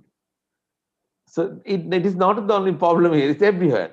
So sometimes they're connected, but they're not connected at all. They couldn't give the concentration because they're in the home, and you can ignore your homely environment. And I noticed that I delivered the lecture during the class time, some MBA students delivering the lecture in the MBA students. I noticed that, they were sleepy. And not only that, they're connected, they're not give the attention because you understand you are in a homely environment and there is suppose you have a kids, you have a television is going on and there say something, your attention goes to there. So you couldn't give the concentration. This is the one challenge and disadvantage as well.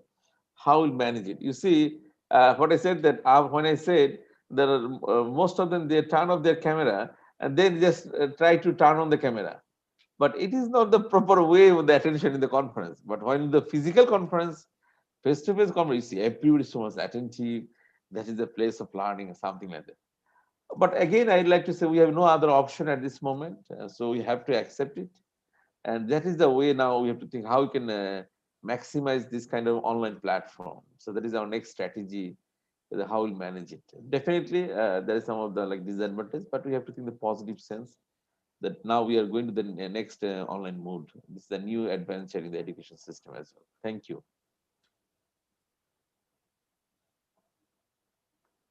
Okay, thank you. I got another question in the chat box. Yeah. Should I reply that one? Can I do? Yes, yes. One small question for you, Prof.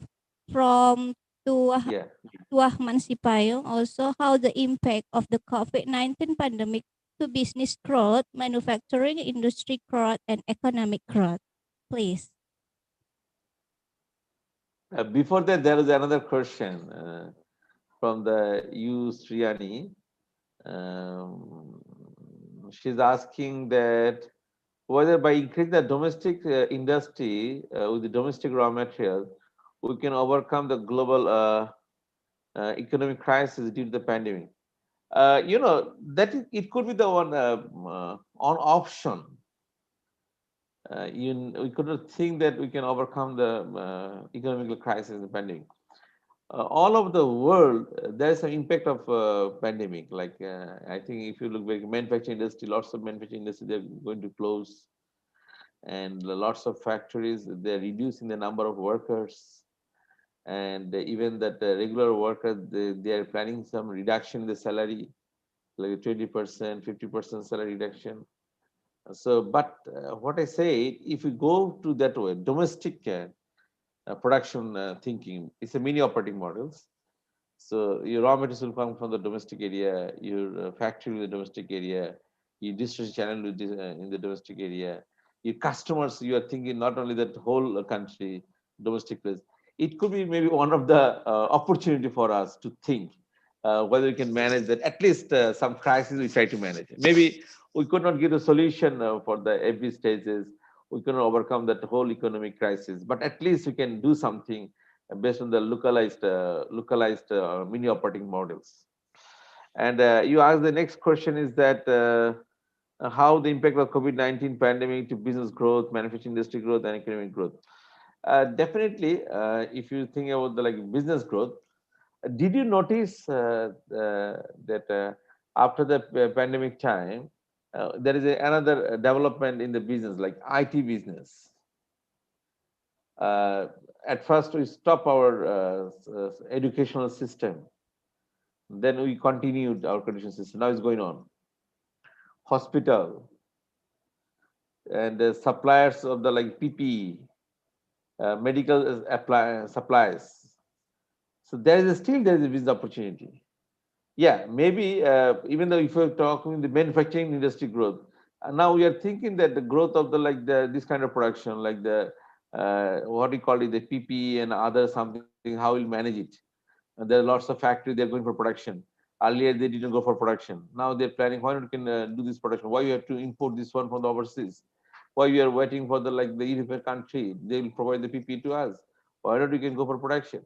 That is the one growth. Yes, what I said that the whole phenomenon is going to be changed. Whole phenomena is going to be changed. So that is the one thing we have to now make a plan. How we can add this COVID-19 impact in the positive sense as an opportunity in order to develop economic growth, industry growth, as well as manufacturing growth. Maybe it is not our current existing system is not very easy, but we have to think how we can manage it after this kind of problem we are facing. Okay, thank you.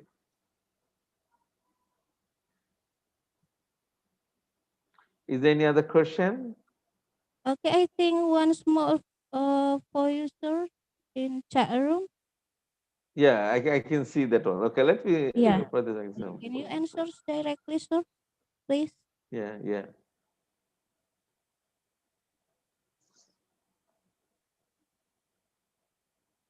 Okay, this is a good question that he's asking that in our labor market, those are working in the overseas, especially the Saudi Arab and Middle East country. Yeah, we are facing some problem. We are facing some problem.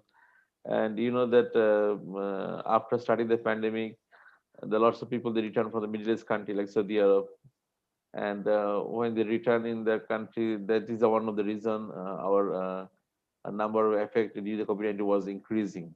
This is the reason is that. And now when the pandemic COVID-19 effect is going to declining, situation improving, now they're planning to return to Saudi Arab, and again they're facing the problem in the when they're planning to move there due to the certificate issue regarding the COVID-19 corona positive or negative certificate is very difficult at this moment. Sometimes there is some of the lots of mismanagement is going on. The question is that what you are asking this one, they are facing the problem, but you know the still economical condition in Bangladesh is better than India. If you look very recently, there is a one GDP World Bank they published due to the COVID-19, the pandemic time. In South Asian countries, our position is better than in India and Pakistan. Even we are facing lots of struggles in the pandemic time. It means that good governance. Yes, this pandemic is you understand this is the not the common phenomena. But if you have a good governance, good leadership style, it's possible to manage. If you look very carefully, why the US they're facing the problem in the pandemic time due to the leadership of the last president, Donald Trump. Now still he's president, Donald Trump, his leadership style. He doesn't care the corona. He doesn't care that COVID-19. As he doesn't care, that means his whole government they don't care. On the other hand, if you look very carefully, UK, the Prime Minister of the UK, he gives the full attention to that one. That is the one, the leadership. And now, you know, in our country, our existing Prime Minister, she is talking about the every day in our lecture, what could be happening in the winter season, so how it is would be our preventive steps, something like that. When the Prime Minister said in this way, there is some impact.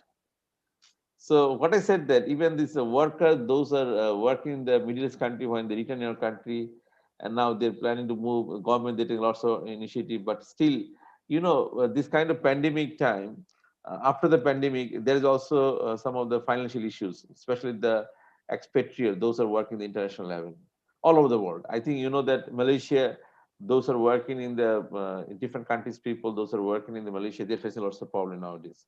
Economical crisis, salary reduction, and other issues. So it is everywhere. So this is our another challenge. It depends on the good leadership, how we manage it. Okay. Thank you. Okay, thank you, Prof. I think it's enough for questions and answers. And thankfully for Professor Ma'mun Habib, and also to Mr. Adam. Thank you so much for Thank you your, so much. Once a yeah. time, thank you so much for inventing this kind of a nice conference. I noticed that more than 100 participants still they are noticing this conference is a good number of participants. So definitely they deserve the special thanks from us. Thank you so much. Okay, thank you. Welcome, sir. Thank you so much also. Yeah, Yeah. it's my pleasure. I It's my appreciate it. pleasure. Yeah, it's my pleasure that I joined here. I can do some contribution there. Thank you so much, Prof. Okay, thank you. Now, ladies and gentlemen, we continue to the next speaker. Our third speaker is Professor Vladimir Rushins, PhD from Chernivtsi National University, Ukraine. How do you do, Prof? I'm okay. I'm here. Good morning. Okay, thank you. Thank you, sir. So, ladies and gentlemen, this session, I will tell you the regulations of this session is same with the previous speakers. Your time take 30 minutes, including questions and answers. So for all participants, you can deliver your questions in chat room. We can read your questions after the speaker presentations. So without further ado, I will welcome to Professor Volodymyr Rashin. Over to you, please. Okay.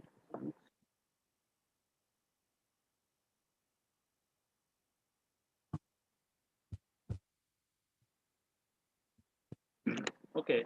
Good morning.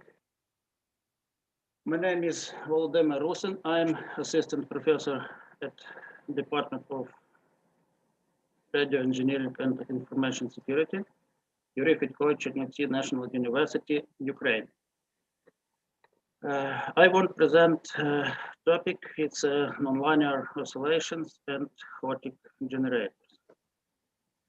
First of all, I want to thank for invitation as keynote speaker. Okay.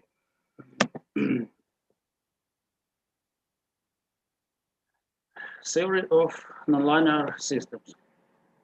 In mathematics and science, a nonlinear system is a system in which the change of the output is not proportional to the change of the input. Nonlinear problems are of the interest to engineers, biologists, physics, mathematics, and many other scientists because most systems are inherently nonlinear in nature. Nonlinear dynamic systems describing changes in variables over time may appear chaotic, unpredictable, or uncontrollable, contrasting with much simple linear systems. Typically, the behavior of a nonlinear system is described in mathematics by a nonlinear system of equations, which is a set of simultaneous equations in which the unknowns or the unknown function, in the case of differential equations, appear as variables of a polynomial of degree higher than one, or in the argument of a function which is not a polynomial of degree 1. In other words, in a nonlinear system of equation, the equation to be solved cannot be written as a linear combination of the known variables or function that appears in them. Systems can be defined as nonlinear regardless of whether known linear function appear in the equation. In particular, a differential equation is linear if it is linear in terms of the unknown function and its derivative, even if nonlinear in terms of the other variable appearing in it. As nonlinear dynamic equations are difficult to solve, nonlinear systems are commonly approximated by linear equations or linearization. This works well up to some accuracy and some range for the input values, but some interesting Phenomena such as solution, chaos, and singularities are hidden by linearization. It follows that some aspects of the dynamic behavior of a nonlinear system can appear to be continually unpredictable or even chaotic. Also, such chaotic behavior may resemble random behavior. It is in fact not random. For example, some aspects of the weather are seen to be chaotic, where simple changes in the one part of the system produce some complex effects throughout. This nonlinearity is one of the reasons why accuracy long-term forecasts are impossible with current technology. Some authors use the term nonlinear science for the study of nonlinear systems. Lorentz chaotic system. The Lorentz system is a system of ordinary differential equations first studied by Edward Lorentz and Alan Fetter. It is notable for having chaotic solutions for certain parameter values and initial conditions. In particular, the Lorentz attractor is a set of chaotic solutions of the Lorentz system. In popular media, the butterfly effect stems from the real-world implication of the Lorentz attractor that in any physical systems, in the absence of perfect knowledge of the initial condition, even the minuscule disturbance of the air due to a butterfly flapping its wings, our ability to predict its future course will always fail. This underscores that physical systems can be completely deterministic and yet still be inherently unpredictable even in the absence of quantum effects.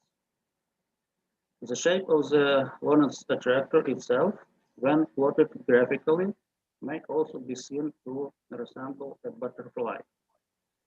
In 1963, Edward Lorentz, with the help of Alan Fetter, developed a simplified mathematical model for atmospheric convection.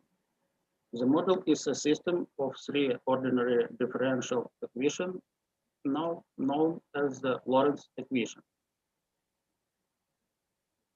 In this slide presented nonlinear Lorentz equations. The equations relate the properties of a two-dimensional fluid layer, uniformly warm from below and cooled from above. From a technical standpoint, the Lorentz system is nonlinear, non-periodical, three-dimensional, and deterministic. The Lorentz equations have been the subject of hundreds of research articles and at least one book-length study. In next slide, present schema-technical realization of chaotic generators. As example, it's a choice circuit. This circuit consists one nonlinear element, it's an R, two capacitors, one resistors, and one inductor. Chua circuit, also known as Chua circuit, is a simple electronic circuit that exhibits classical chaotic behavior. This means roughly that it is a non-periodic oscillator. It's produced an oscillating waveform that, unlike an ordinary electronic oscillator, never repeats. It was invented in 1983 by Leon Chua, who was a visitor at Waseda University in Japan at that time. The ease of construction of this circuit has made it a ubiquitous real-world example of a chaotic system, leading some to declare it a forbidden for cause.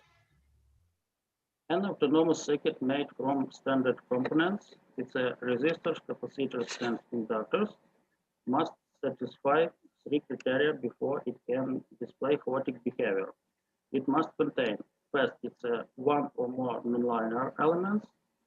Next, it's one or more locally active resistors, and 3 or more energy storage elements. Pure circuit is a simplest electronic circuit meeting this criteria. As shown in the top figure, the energy storage elements are two capacitors, it's a C1 and C2, and one inductor, label L.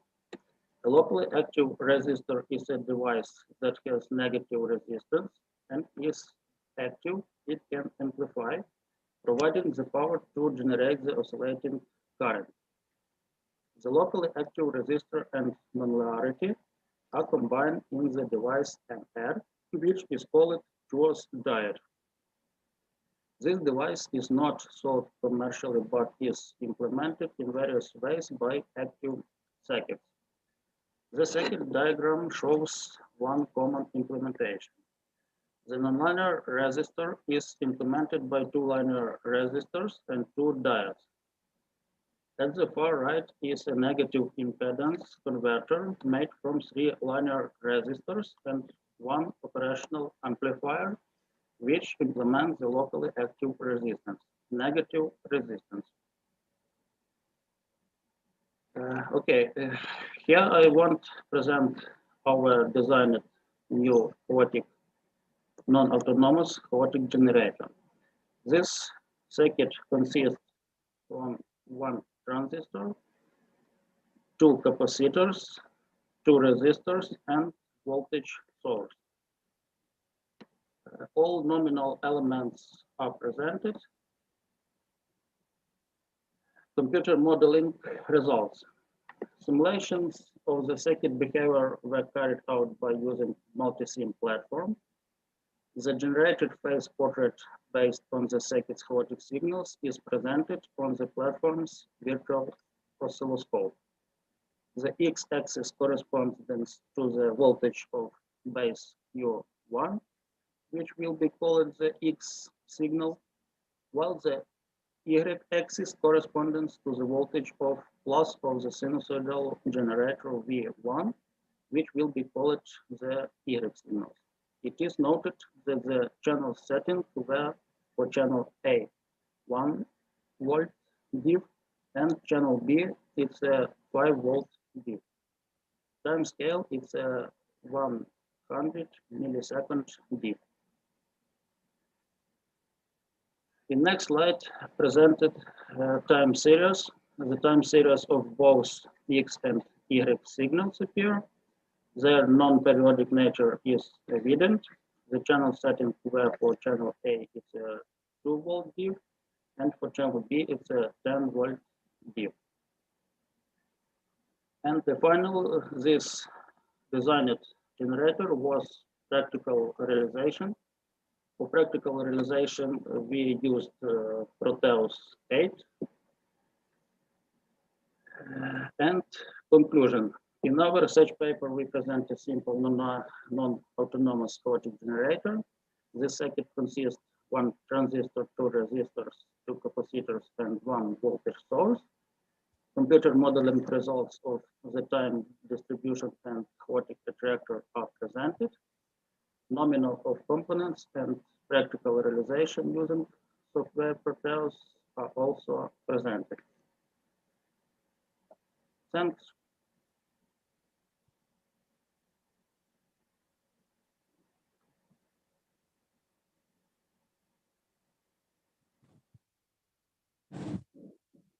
Okay, thank you, Prof. While we're waiting for the question from participants, we can continue to the next speaker, and my partner will help me to read. Please, Ma'am Happy.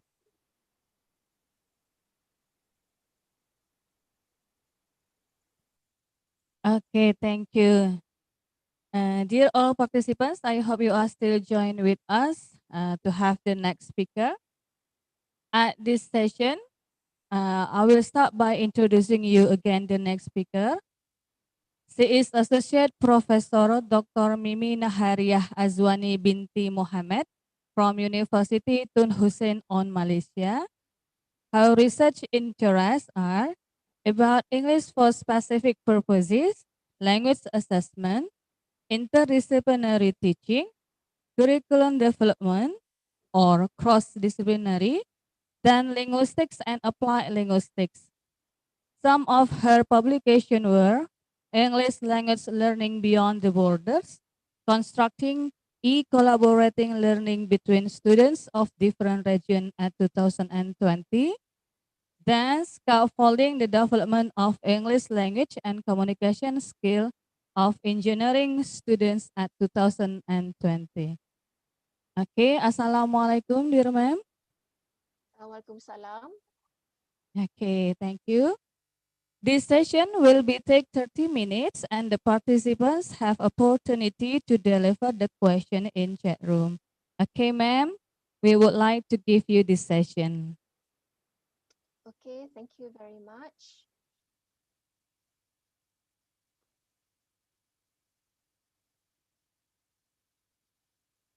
Hello? Okay, yeah, I'm just trying to share my screen.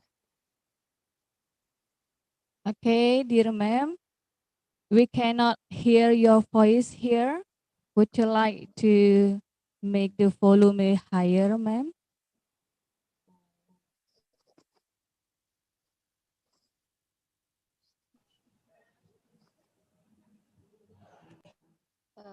Hello, can you hear me? Hello, can you hear me? Hello. Hello, it's still not really clear, ma'am. Would you like to raise the volume again? Because we cannot hear clearly your voice.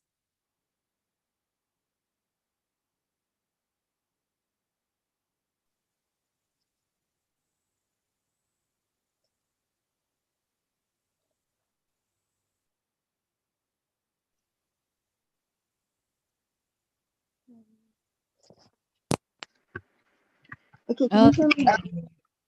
Can you hear me now? Yes. Okay, thank you, ma'am. All right, sorry about that. All right, I'm just trying to share the screen.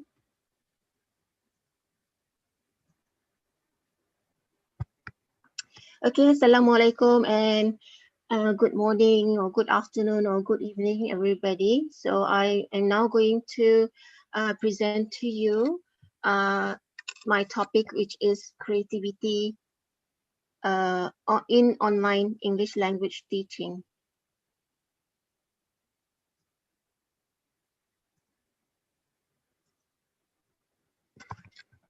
Okay. Now, ladies and gentlemen, the ongoing occurrence of the COVID-19 pandemic has caused many countries to close their borders to visitors. And as of yesterday, 50.1 million cases have been reported with 32.9 million recovered and 1.25 million deaths. So the USA has the highest number of cases and deaths. And this phenomenon has caused education institutions in many countries to cease operation, and teachers and educators have to continuously conduct their teaching and learning online. Now, in terms of language teaching and learning in higher education, learning and teaching, language learning and teaching is a complex process. In the context of English language teaching, there are studies that have reported, there are studies that have reported that students have less motivation in learning English. Although they acknowledge its importance in their field of study, they acknowledge the importance of English in their future career, but they still have lack motivation to learn the language. Now, Jimenez in 2018 have conducted a study to explore students' perceptions on learning English at public university. So the study indicated that the participants had low motivation, although they acknowledged the role of English language as the globalized language. or as a global language in this globalized world. And in addition, the researcher also found that the materials, the delivery process, and also the teachers or educators themselves played important roles in motivating the participants to learn English. A study conducted by Rahman et al. In 2017 also reported about low motivation in English language learning among Malaysian students. So I'm talking about students in higher education. Although they acknowledged the importance of English, they can see how English language is going to help them in their future career, but somehow they have lack of motivation in learning the language, and they don't see learning the language as something that they must do at higher education institution, and perhaps because they have gone through the process of learning English for almost 11 years in their primary and secondary schools, and yet they are still some of them are still not proficient. So perhaps that could be one of the reasons why they are less motivated. Now, from Rahman's et al. Study, the findings have shown that teachers had a great impact on students' motivation to learn language. Okay, and these studies have highlighted the importance of designing materials and framing teaching and learning to engage students in their language learning and boost their motivation. Now, these are the studies involved in physical classroom. So the studies that I have presented involved studies related to physical classroom. So now we're going to look into online teaching. Okay, now the studies by Gymnas and Rahman et al. Have demonstrated how English language teaching and learning in physical classroom context can be challenging, as I said. Even in the physical classroom context, it's challenging. Conducting an online English language classroom can even be more challenging. Okay, many teachers and educators have the belief that online teaching is simply digitizing material. So once you have changed the hard copy to soft copy and upload it to an online platform, and that's enough, and that's online teaching. Okay, and they also have an understanding that online teaching is the same as teaching in a classroom, teaching in a physical classroom. So these are some of the beliefs that some of the teachers and educators have, right? Now, on the contrary, transforming a physical classroom into a virtual classroom is even more complex. Online teaching and learning is not simply digitizing materials. It's not simply teaching how you teach in the classroom online using a certain platform. Online teaching can be boring if lessons are not well designed. It requires full use of technology. In this context, teachers and educators need to be technology literate. So they need to know how to use the technology. They need to know, to be well versed on navigating the technology. And they need to use engaging approaches. So teachers and educators need to be creative. It is not easy to be creative if you don't have enough inputs, or if you don't have enough you don't open up to options or alternatives in teaching, or in using in materials and in designing your materials. Teachers and educators need to go beyond their own comfort zone to be able to do this effectively. Okay, so the key element in making online teaching and learning is creativity. Now, there are various platforms that you can use in online teaching to motivate students to learn English in higher education. So one of the platforms, some of the platforms are Facebook, Instagram, Teams, Google Classroom, Edmodo, and some of the platforms that you can use to have live meetings, Google Meet, Zoom, Teams, WebEx, and so on. So there are other platforms as well that you can use, but these are some of the examples that I'm showing you. Now, in terms of the use of Facebook, there are studies that have shown the effectiveness of using Facebook in teaching language. For example, Abu Shalik reported that the use of Facebook in English language teaching and learning could increase students' motivation and confidence. And also another study by Lowe, the use of Facebook can provide opportunities for students to use English outside the classroom. So this can encourage students to interact with teachers outside the classroom and not confined by the four walls of the classroom. So again, these are the technologies that have been used even before COVID-19. These are the strategies or approaches used to supplement or to complement teaching and learning in the classroom. Okay. However, whatever platforms that you use, you need to know how to engage the students in language learning. Technology alone is not enough. You can put in any sophisticated platforms. You can ask students to use any fancy applications, but if the way you design the lesson can give a negative impact. In fact, the use of technology, if it is not well structured within the lesson, can give a negative impact on learning. Okay, this is according to Armstrong 2011. Now, online teaching, of course, need to be designed for online context. As I said earlier, it is not simply changing hard copy materials into soft copy materials and then upload them to an online platform. You can upload them on Google Classroom. You can upload them on Edmodo. You can upload them on any learning management system.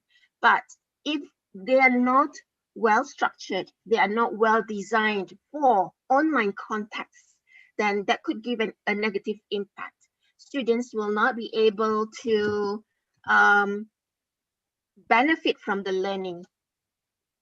Okay, then the lesson that is designed for online context should provide opportunities for autonomous learning, meaning that students should be given the opportunity to be responsible of their own learning. They should take control of their learning. So they should be able to navigate through the lesson on their own, at their own pace. This could increase motivation and students' confidence. So again, the key element here is creativity. Now, in conducting online teaching and learning, teachers and educators can apply synchronous teaching, which is live meeting. They can use Google Meet, they can use Teams, they can use WebEx or Zoom. Or they can do asynchronous. You can also use Teams for asynchronous, where you can upload some well-designed materials for students to do the tasks online on their own. I will give you some examples afterwards. Okay, so synchronous is real-time meeting with the students, like what we're doing now. This is called synchronous. So if you're teaching your students using Google Meet, for it, or Zoom, for example. So this is actually synchronous. So you are having a real-time or live discussion with the students. But once you use things like WhatsApp, or if you're not live like this. So that is called asynchronous. So normally you can use Teams, Google Classroom, Edmodo, or Schoology, or even WhatsApp or Telegram. So synchronous, I'm giving you an example for synchronous by using Google Meet and Google Classroom, because this is based on my experience. So in my class, I would call them to, according to our timetable, we will meet online. I use Google Meet. And at the same time, I also uploaded some materials on Google Classroom. So I will ask them to do something, or I will give them some input, and after that, they will do some tasks. So you can see here, this is the meeting. So at times they will switch on their camera, and sometimes they can switch off their camera. Why? Because some of them have internet connection problem, so they can't be, because Google Meet, for some reason, it uses it needs a strong data. It needs a strong connection for them to be connected, unlike Zoom, which needs less connectivity in terms of strength. So if they have issues connecting, so I don't prefer them to switch on their camera, but I know that they are there. How? I will post some questions, I will interact with them, because in the lecture, I would from time to time post some questions to see their understanding. All right, so then I will go to Google Classroom. I will show them where they can find the materials, and they can do some tasks. So this is an example of the task that they would do. And this is a video that I have uploaded to the classroom for them to watch, and then they will do the task, which is on Padlet. Okay. Basically, the lesson plan, or the outline of the lesson. Okay, so I will give them a short lecture, quite short lecture. If I have a lot of things to share with them, I will break up the lecture, 10 minutes, not more than 10 minutes. Why? I will discuss that later when I discuss the key considerations. Okay, so and then I will give them some instructions. I will show them on Google Classroom where they can find the materials or tasks that they need to do, and then I will give some instructions on Google Classroom. Instructions that they can find on Google Classroom. Okay, then after that, they will watch the video that I have uploaded for that particular lesson. Not all the time that I give them videos. At times they will do something else, and then they will answer the questions as they watch the video on Google Form. Okay, and then they will, after that, with some short discussion with them, they will complete the task on Padlet, sorry. Then this is for synchronous lesson. So I have to wait.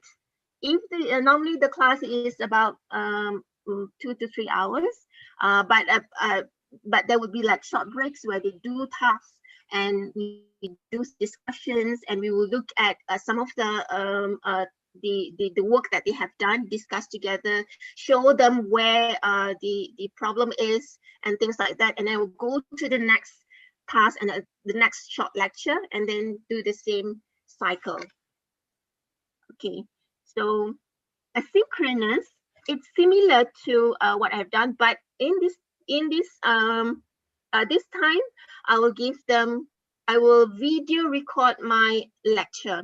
Now you notice that here the lecture is about 30 minutes. This was when we first did our online teaching, and we had to do some, we didn't have any much experience in the length of the video or the length of the session and things like that. So it's about 30 minutes. So if it is longer, there is a way of going around it.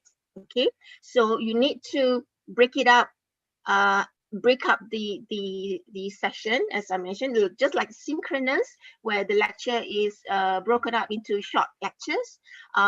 For the videos, if you have a lot of things to say, you can break them up into short sessions, and then they can have you can have like a short quiz or like prompt questions on Google Form or any other platform that you can use. You can also use Socrates. You can use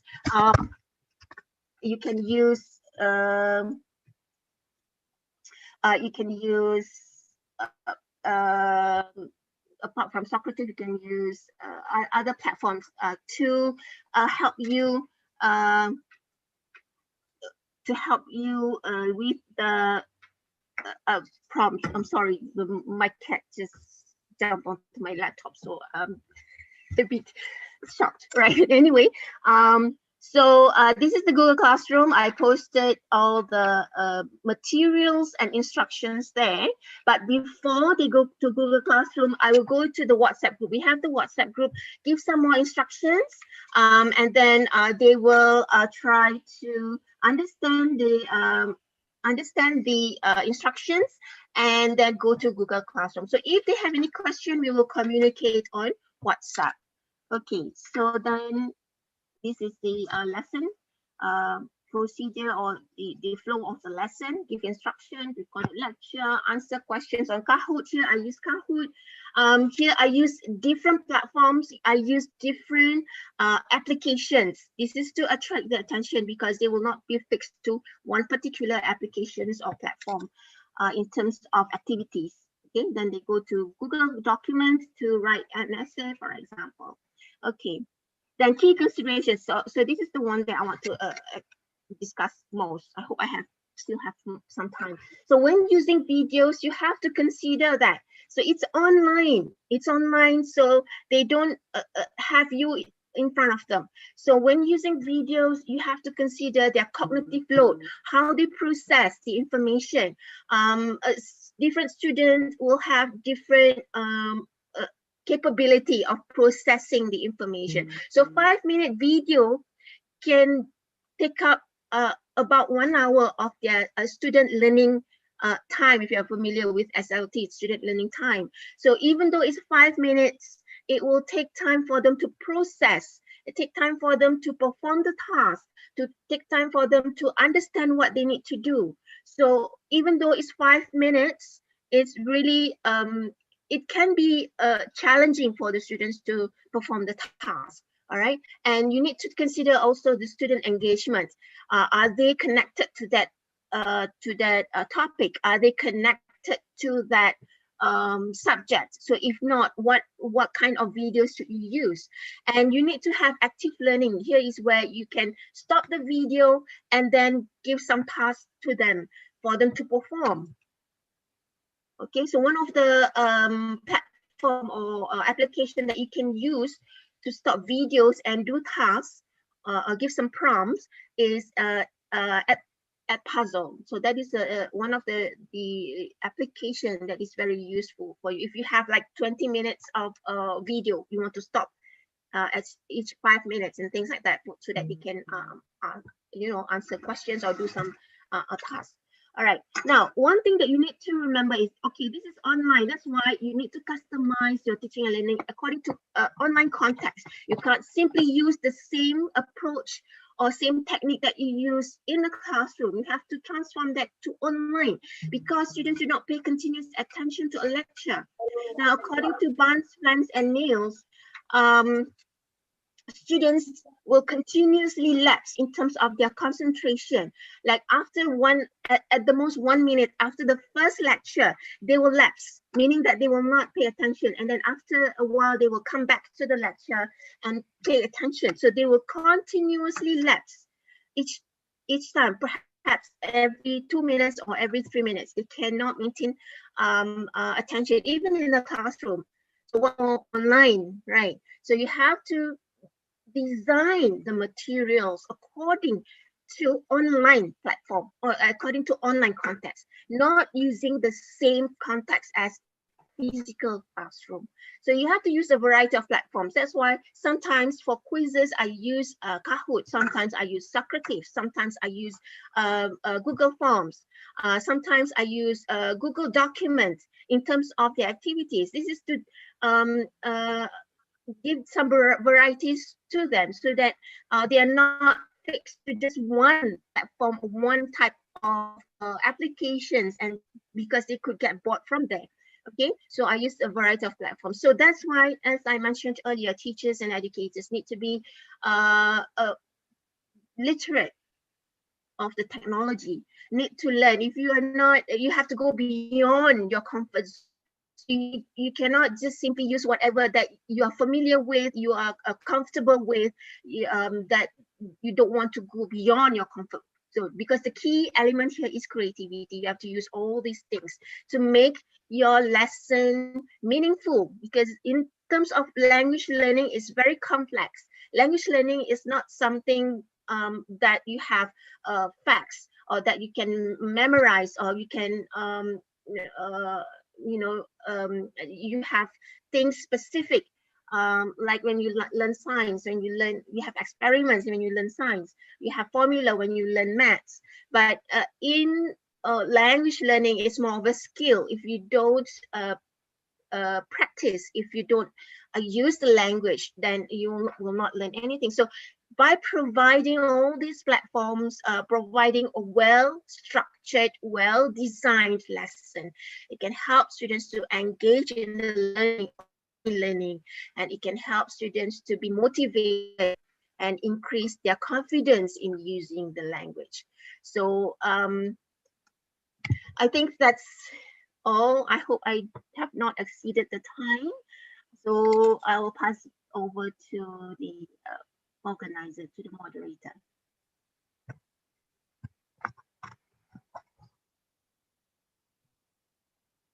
Okay, thank you, dear ma'am. Thank you for your presentation. It's quite clear and very good, I think. Okay, so in chat room, ma'am, actually we already have four questions. Okay, so I would like to read the first three questions. It is from, okay, sorry.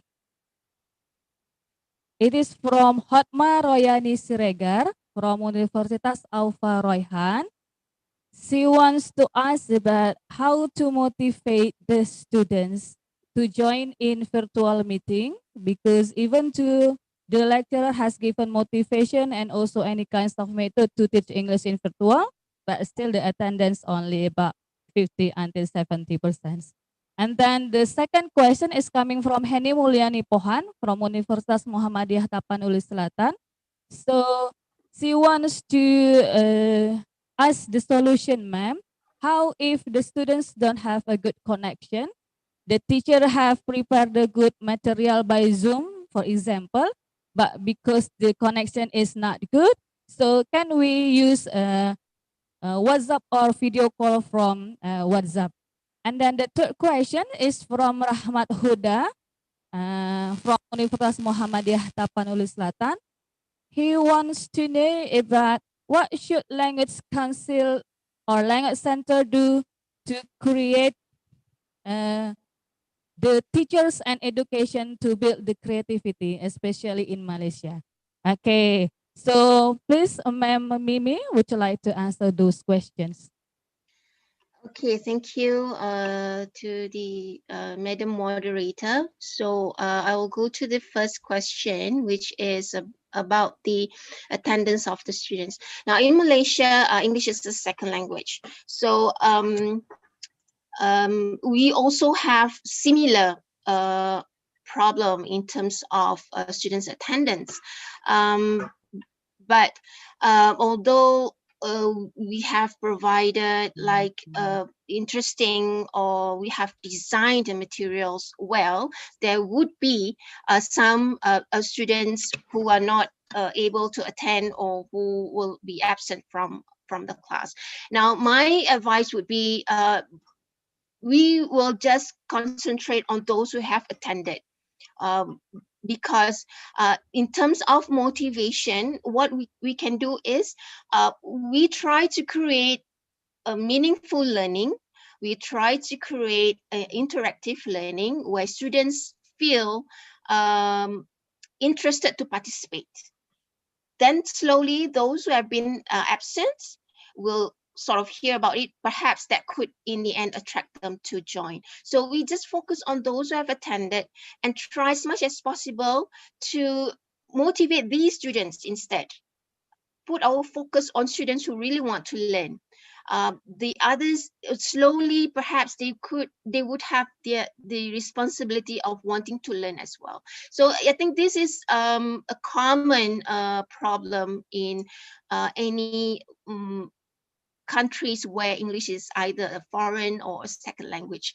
They, as I said, they lack motivation, and they feel that they do not want to attend English courses or language courses and whatnot. So I think that's the best advice that I can give, because we can't actually force them to come. Focus on those who are really interested, create a meaningful environment in the learning, and slowly perhaps these students who have been absent will eventually join your class. Okay, and the other one is, okay, connection problem is everywhere. We also have this problem. The other day I had a class with my students, a synchronous class, and somewhere in between my connection was bad, and I lost connection and I could not continue with the class. So what I did was I turned to WhatsApp, because we also have WhatsApp group. So I changed to WhatsApp group. I give instructions, give information, and guide them to go to Google Classroom, because I already have my materials there. And we had our discussion on WhatsApp group. So no problem using the WhatsApp group, because what I understand that if you use WhatsApp, it requires less strength compared to the conference or Zoom or something like that. Okay, creative. Now, creativity is something which you cannot force yourself. Creativity is something that you need to open up your mind and be able to be open to all options, be able to not be judgmental. And I understand that it's normal that we would be judgmental of things. Sometimes we feel like, oh, this is not good, I don't want to listen to this. So we have to, the first thing that we need to do is to be open-minded. Before we can go for any training, we have to be open-minded. We have to change our attitude, not to be judgmental. We have to be open to all alternatives, even though at times you feel that that alternative is a crazy alternative, or that alternative is not a good alternative. So you have to consider all options, not to be judgmental. So from there, then by reading more information on creativity, by reading a lot of other information on other sources, that could help you with your creativity. Okay. All right. Okay, thank you, ma'am. So yeah. I think we still have one questions more from Faisal Manurung, Universitas Asahan. He wants to know how the Malay government develops children's potential and curriculum development to improve foreign language. Okay, please, ma'am. Okay. Are you talking about higher institutions, or are you talking about schools? I think it is Mr. in Faisal. higher institution. Institutions. Now in Malaysia, although we have our ministry, each university will have its own way of developing the curriculum. So the curriculum is not standardized to with other universities. So each university will have its own curriculum. So it's up to the center itself to decide sort of make some research to study what is the best way of teaching the students, what is the best curriculum for each or to our students according to their level. At the moment, we are into CFR, Common European Framework for Languages, if you have heard of that. So we based on that to develop our curriculum in terms of looking at the standard of the English language in our country, which the CFR helps us to sort of look at standardize the level of proficiency, the level of proficiency of the students, not in terms of developing the curriculum, but in terms of the level of the proficiency and what we should be considering when we develop the curriculum.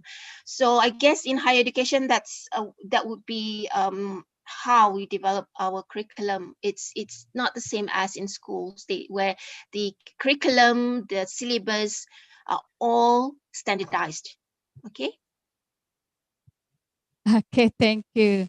But I think we still have 2 more questions, and this is the last, I think, ma'am. Okay, the question from UGNP, Rasmita Adelina. Yes. I want to ask you, because there are many limitations that students have, so they can only take part in learning through the WA group and or watch videos. What do you think if we lower the criteria or standards for assessment of learning outcomes? And then the last question, ma'am, from Eka Susri Harida, Institut Agama Islam Negeri Padangsidimpuan. I want to ask to Mrs. Mimi, in Indonesia, especially in Padangsidimpuan, we still have a student which do not have Android or smartphone that support learning process in online learning. Do you have same problem with us? And how to handle this problem? Okay, in terms of the lowering the criteria or the standards of assessment, now each course or each subject would have its own learning outcomes. Now, from the beginning, like here in Malaysia, particularly in our university, as I said, we are following this CFR standard where it gives us the levels, if the levels of the students. Okay, so in CFR you have A1, A2, and B1, B2. As you go higher, it means the high level. So the highest level is C2. So that's the highest level. So the lowest level is A1. So if you want to make sure that at this stage, these students should have this level. Okay, it is stated in your course learning outcome that the level should be this. Okay, so you should develop or design the assessment according to that level. Now, if lowering you mean of, let's say, the students to achieve B1, but because of the student situation, you lower the criteria and make it become A2. It's low. A2 is lower than B1. So I would not suggest that, because it means that you are showing that students can achieve. That means you have not achieved your learning outcomes. So you need to somehow make sure that the assessment is according to that level. Sometimes you want to see that the students have achieved that level, say B1, but the test itself is not of B1. It's perhaps it's of C2, which is higher. And in that case, then you can lower it according to B1. So whatever it is that you have designed according to the learning outcome, what is the level that you want the students to achieve from the beginning when you design the curriculum? So that's the level that you should hold on to, because you do want the students to improve. You don't want them to think that, oh, it's okay, I don't need to improve. Okay, by lowering the criteria, it will mean that they will feel it's okay to not improve your English.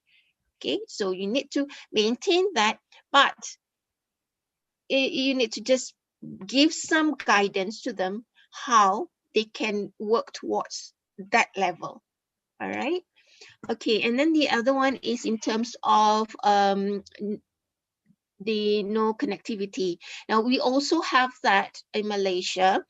For example, we have students who are in Sabah and Sarawak, where some areas have very poor connectivity. If you have heard of a girl, a YouTuber who had to climb up a tree just to get the connection and do her task. If you have read that, so that shows that this situation is the same everywhere.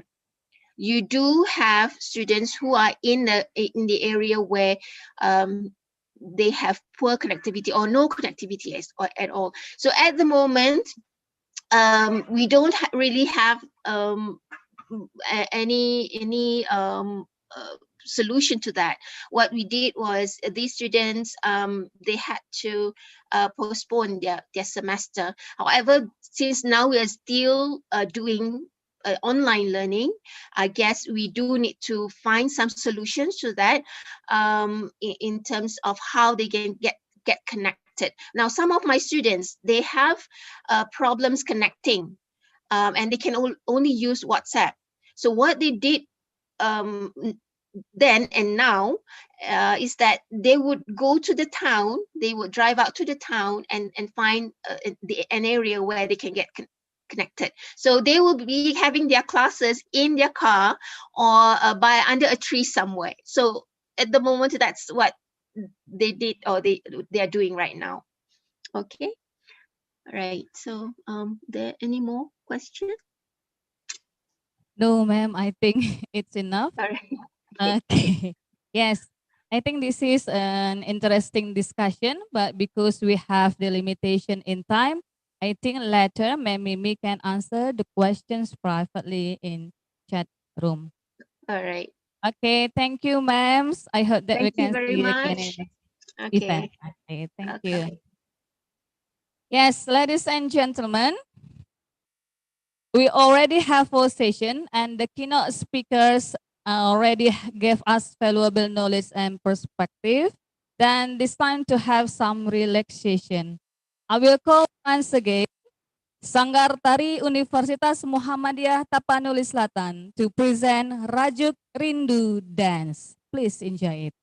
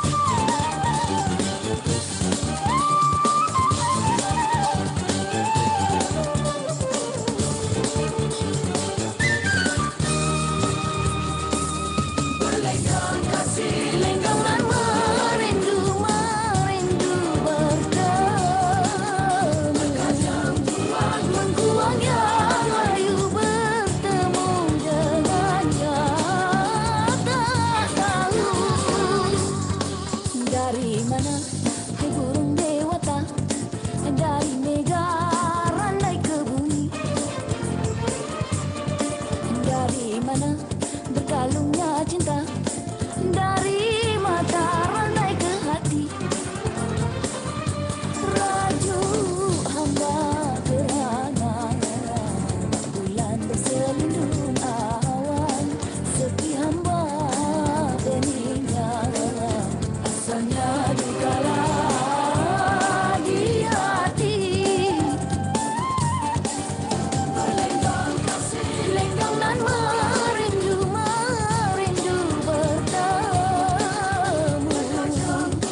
Mengkuang yang layu bertemu dengannya, tak tahu.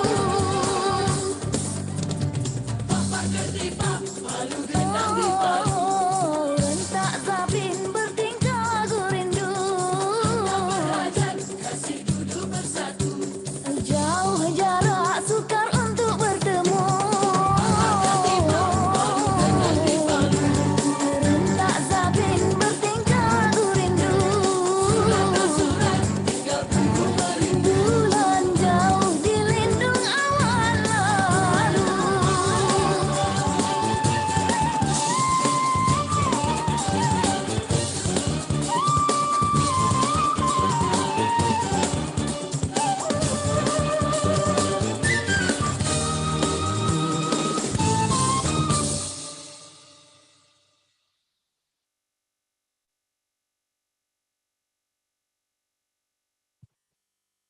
Okay, how beautiful dance, right?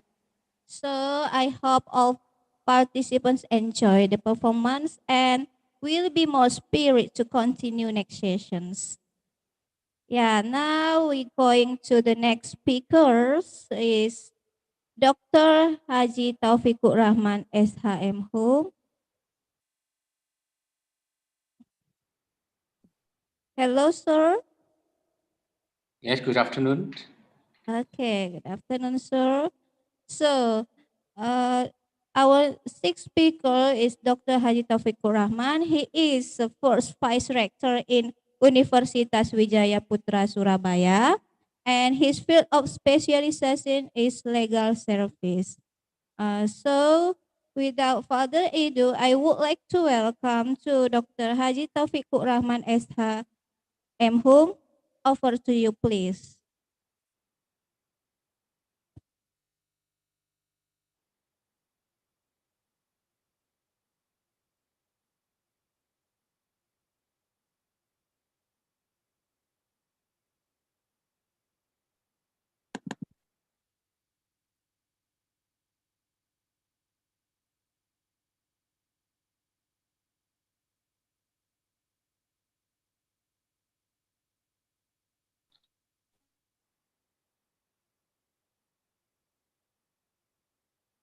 Hello, sir.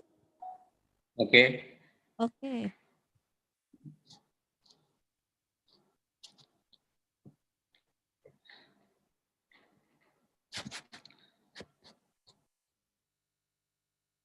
The presentation can be seen. Yes. Okay.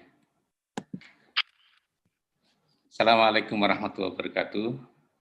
Waalaikumsalam warahmatullahi wabarakatuh. The Honorable Rector of the Muhammadiyah University, Tapanuli Selatan. With respect all PIC participants and keynote speakers. It is an honor to be trusted by the committee as the keynote speaker in a prestigious forum for academics, the first Padangsidimpuan International Conference. At this time, I will present my article entitled Governing on the Prohibition of Proceeding and Practicing in Indonesian Courts for Foreign Advocates from the perspective of legal services market in Asia. The outline of my presentation is divided into three parts. The first part is about the introduction, The section describes the background, legal issues, and research methods. Then the second part is about discussion.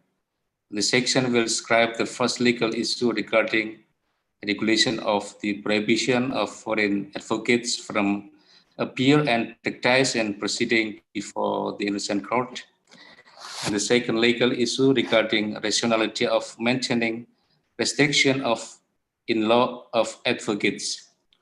Well, the third part is about the closing. The section will describe the conclusions and suggestions. As is well known, the promulgation of Law Number 7 of 1994 concerning the ratification of the agreement on establishing the World Trade Organization has further confirmed that Indonesia is a member of WTO. Therefore, since then, Indonesia is legally bound to implement the principles of free trade in all its policies and regulations.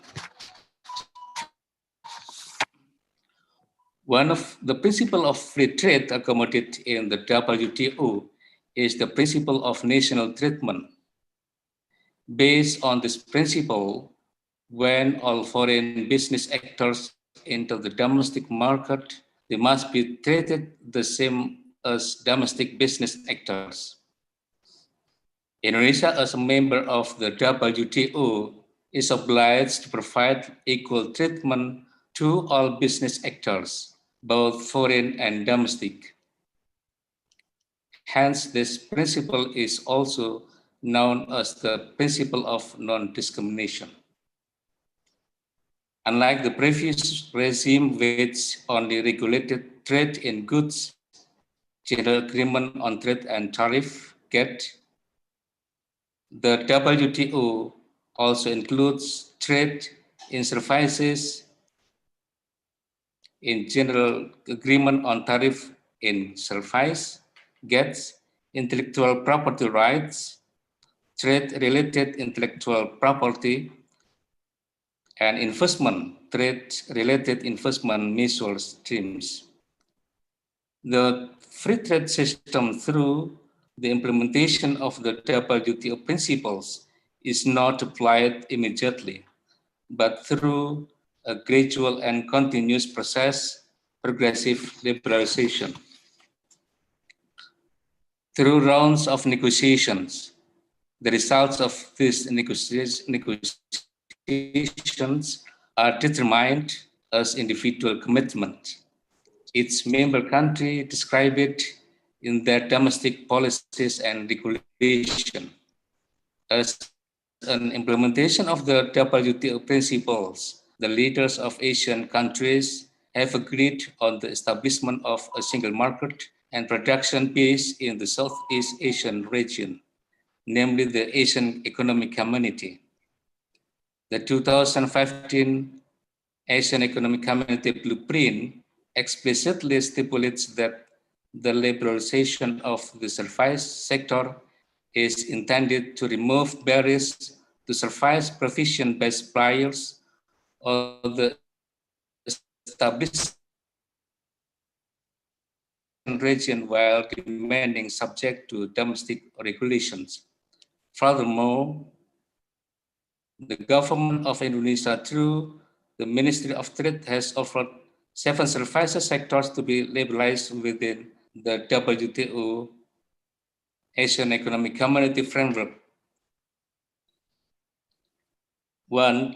Vocational education. 2. Health professionals. Free ownership of banks to foreigners from 49% to 31%.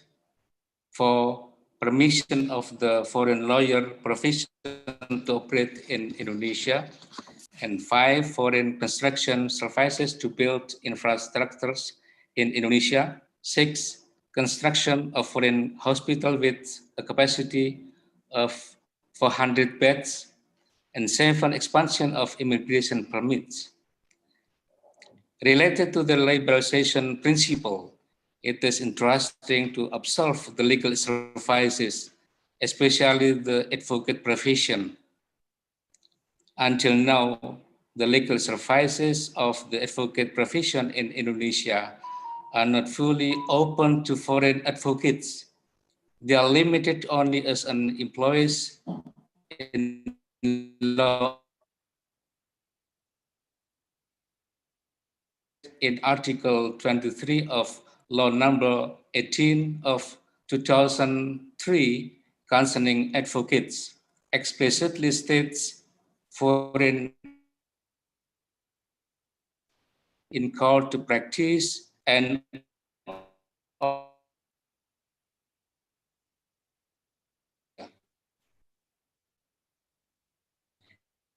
can employ foreign advocates as employees or expert in the field of foreign law with the permission of the government with the recommendation of the advocate organization. And in paragraph 3, foreign advocates are required to provide legal services free of charge for a certain period of time to the world of education and legal research.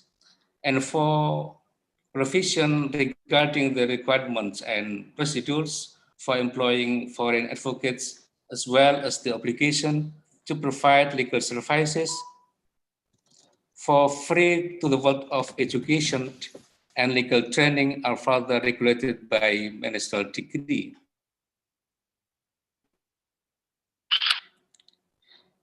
Based on these objective conditions, the following legal problems can be reformed.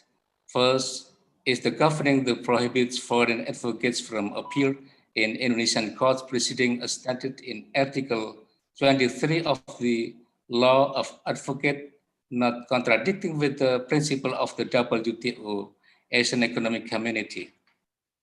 And the second is the prohibition arrangement still rational to be maintained for now.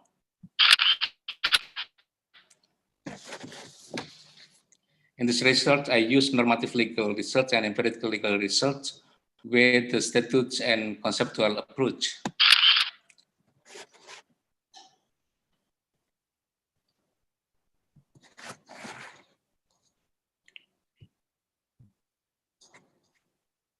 You know that the advocate profession is one of the important pillars in the framework of law enforcement in Indonesia to achieve national goals, namely the realization of a just and prosperous Indonesian society.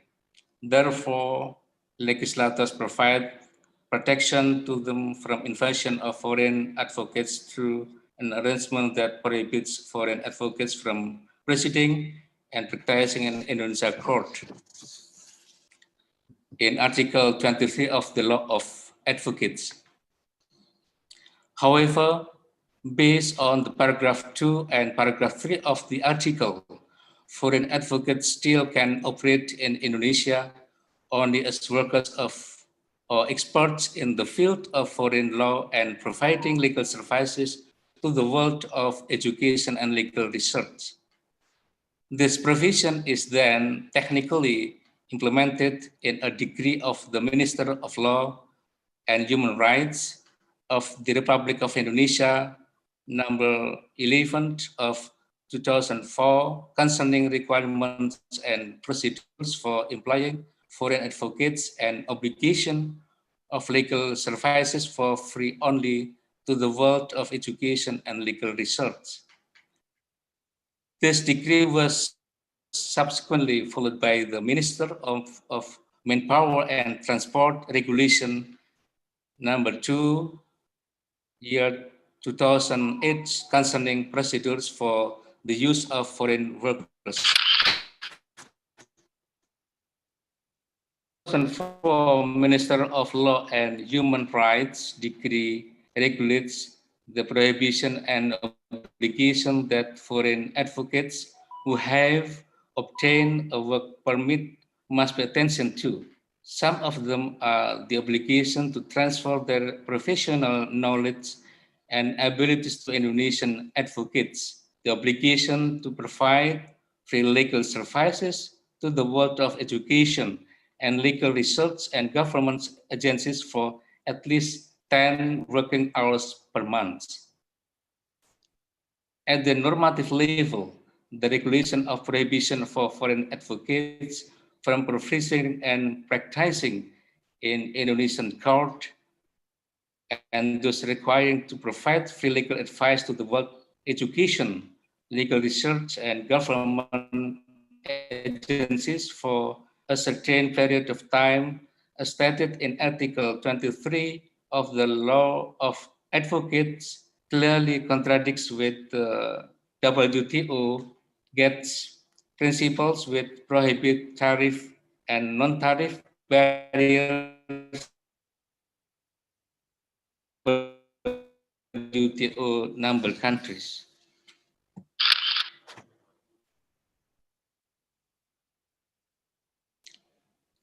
Even though the restriction arrangement is contrary to the WTO GATS principles, at a practical level, the restriction arrangement as implemented by Indonesia is rationally justified. This justification is based on the two considerations. First, the restriction arrangement is in line with the guidelines issued by the International Bar Association regarding the existence of a foreign legal consultant in responding to the enactment of the WTO GATS. Second, based on the paradigm of universalistic particularism in the formation of law in Indonesia. In this paradigmatic perspective, what has become the priority scale in the formation of law in Indonesia are national goals and interests while still considering the global dynamics that occur. The national goals and interests that underlie the regulation of restricting the entry of foreign advocates in Indonesia are the provision of optimal legal protection for domestic advocates from the threat of entry of foreign advocates in Indonesia. The dynamics of global development are also accommodated, namely by considering the provisions issued by the International Bar Association as a global scale advocate professional organization.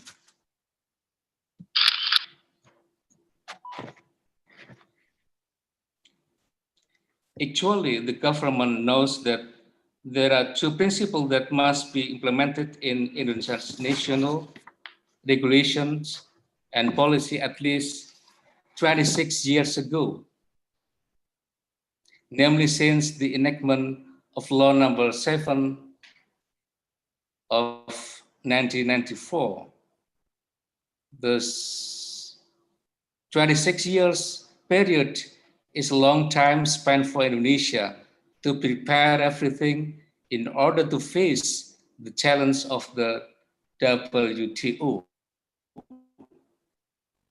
The regulation on the limitation of foreign advocates as stipulated in Article 23 of Law of Advocates does provide great benefits for domestic advocates. In the short term, this protective arrangement provides benefits for Indonesian advocates, namely preventing the invasion of foreign advocates into Indonesia massively. However, if this regulation is maintained, it will have a negative impact on Indonesian advocates themselves. They really enjoy being in a comfort zone because without having to compete with the foreign advocates, they can still maintain their existence in the world of their profession. Based on what I have said earlier, I conclude that one, the regulation on the prohibits of foreign advocates from proceeding at Indonesian courts as stated in Article 23 of the Law of Advocate is contrary to the WTO GATS principle, namely the principle of national treatment or non-discrimination. And the second, the regulation on the restriction of foreign advocates to operate in Indonesia as stipulated in Article 23 of Law of Advocate is rationally not worth defending. This protective arrangement does not in fact encourage a healthy spirit to compete with foreign advocates. As a follow-up this conclusion, so I suggest the following. One, it is suggested that in drafting the reform of the law of advocate so that the regulation of foreign advocates provides more open space for them to operate in Indonesia. And the second, it is suggested that protection for Indonesian advocates are not provided by means of protective arrangements, but rather prepare themselves through improving their professional quality by involving the role of universities and advocate organizations. Many thanks in advance for your attention. Yes, I return to moderator, please.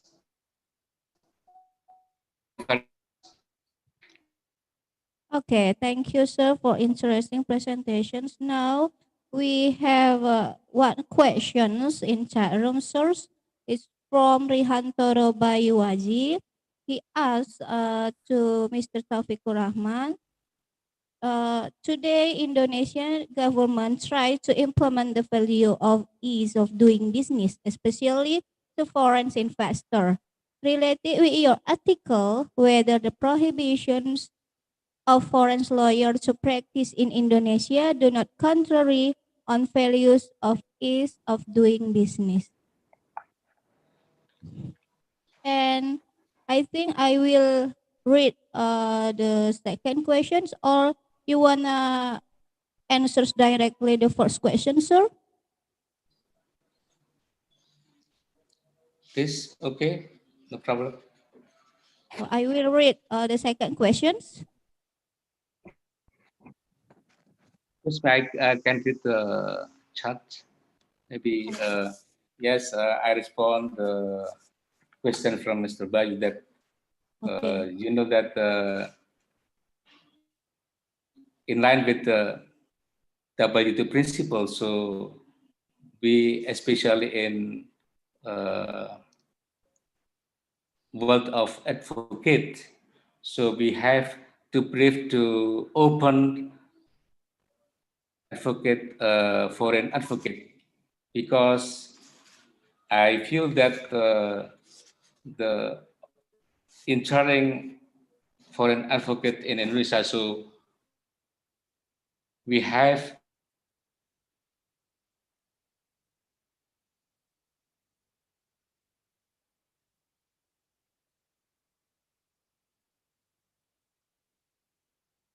to compete with the foreign advocate.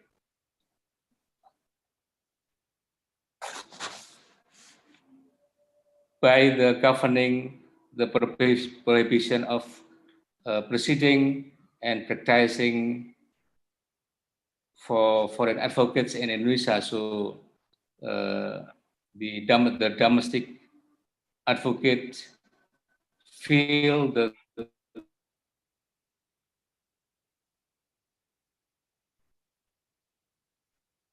still have a brief to compete with the foreign advocates. So I propose to open in order to preparing in line with the WTO principle, because especially in the national treatment, so we have to treat the same foreign advocate with the national domestic advocate. Okay, thank you very much. I think it is enough to answer Mr. Bayu.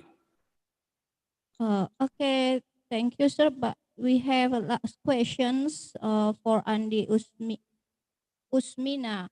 How is the regulations of advocates in Indonesia in the era of Industrial Revolution 4.0, which is full of digital, computerized, and artificial intelligence technology? Thank you.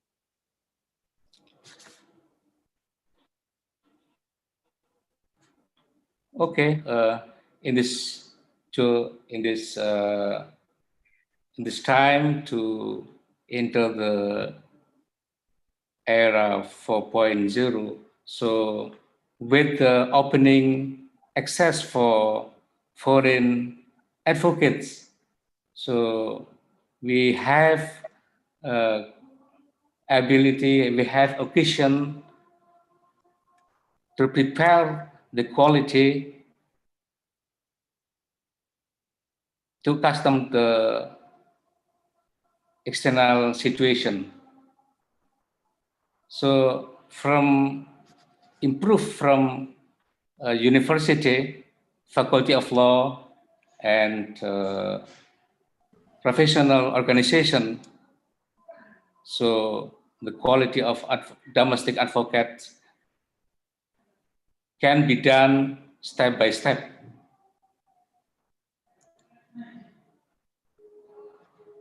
I agree with Mr. Andi Usmina to how to manage, how to create the quality of domestic advocates from the education, especially in faculty of law and professional organization, to face the challenge in future era. The industrial 40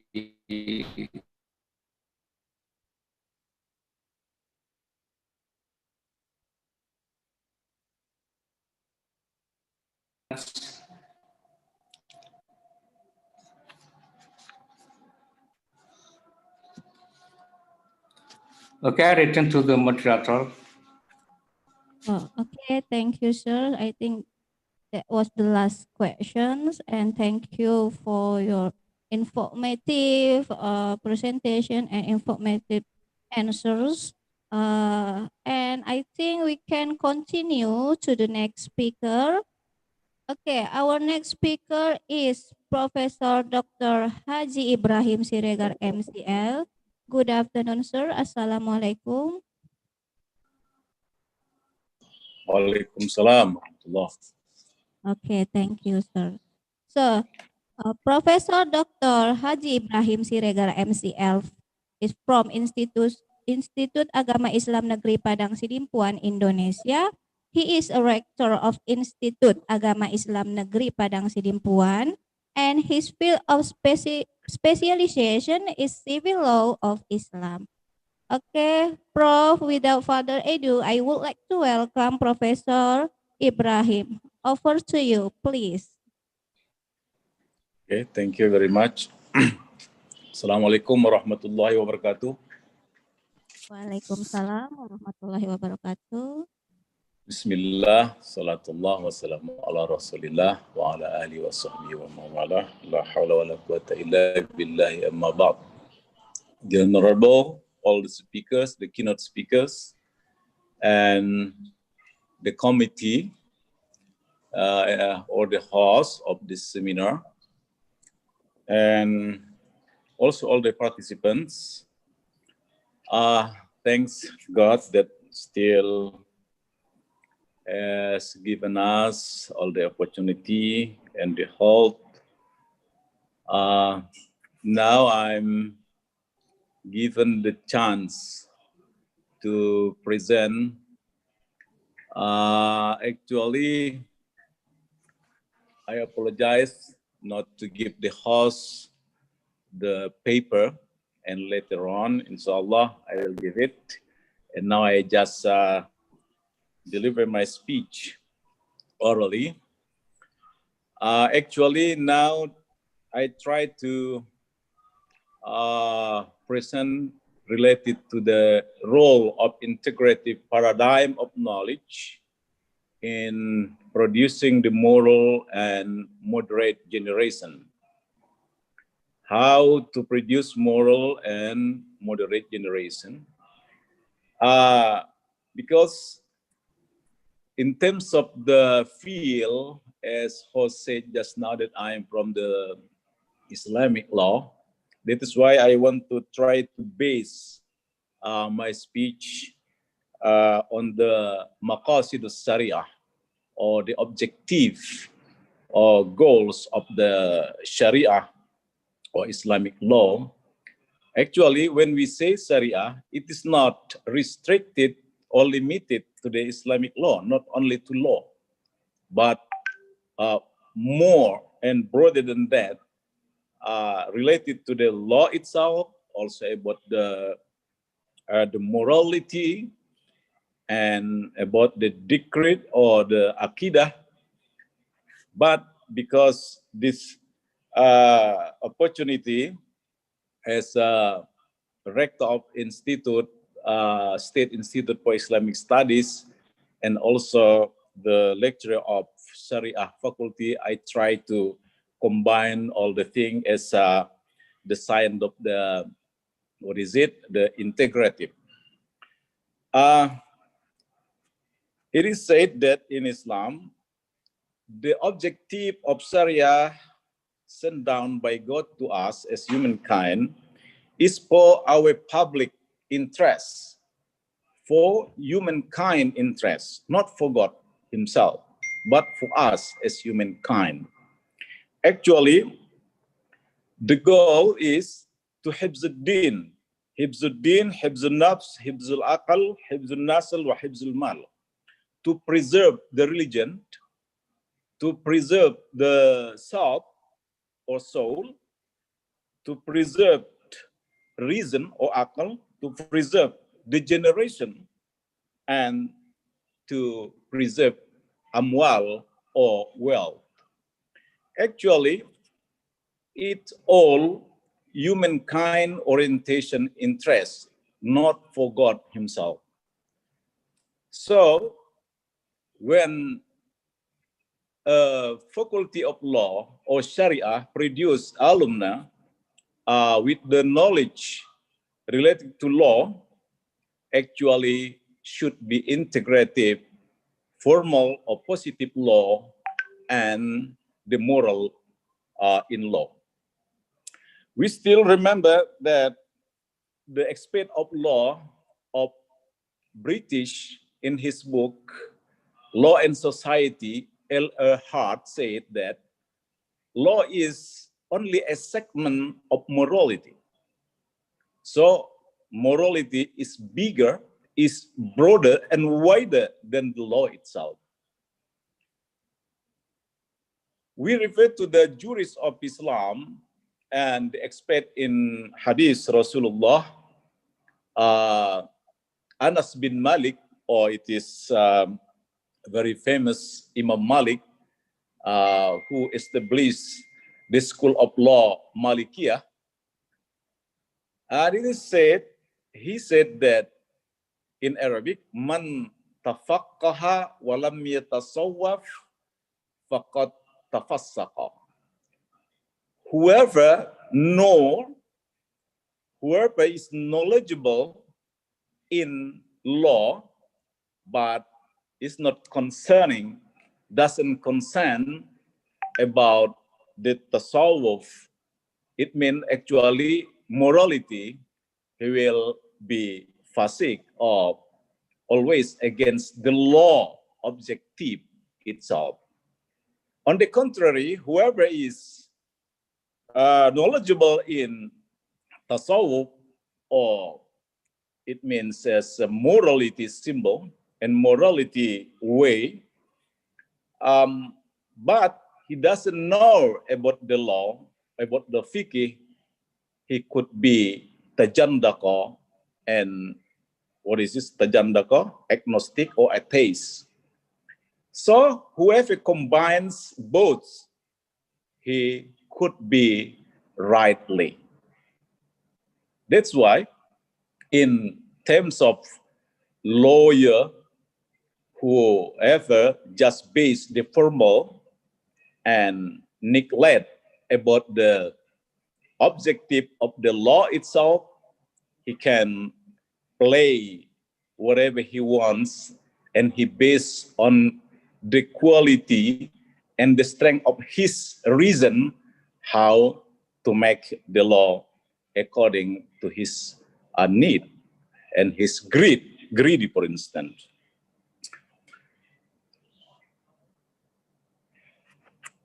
To base the morality, to base the rule of law and the procedure of law of as formal law is in need of high morality.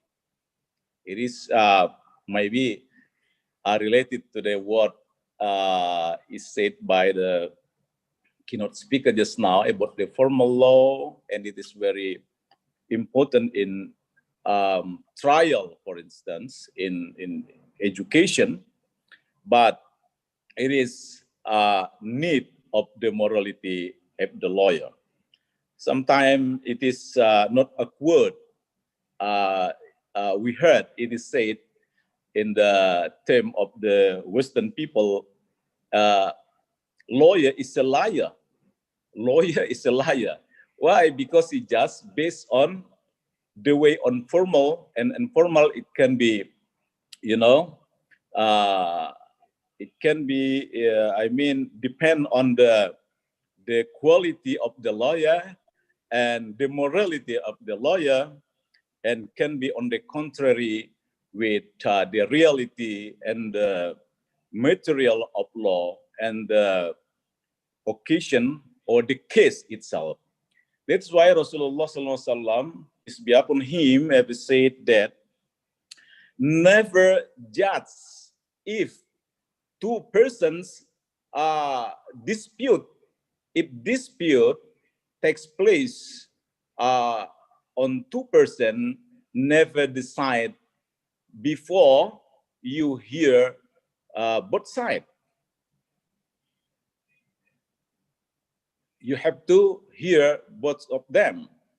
So when a man, the person of one side is very clever to convince the judge that he is the winner, he is the right one, the judge should be decide on his favor. However, if he is the winner, actually just able to convince the judge, but in reality, he is the wrong side, but he can convince the judge and he is the winner. Remember that every single spoon he eat up from his win, that he is engulfed a spoon of hellfire. It is very, very difficult sometimes if the people is not, committed to the morality when he is a judge to decide the dispute case. That is why both sides of the law rule and the morality actually in law, as L.A. Hartside said just now, morality is bigger. Law is only a segment of morality.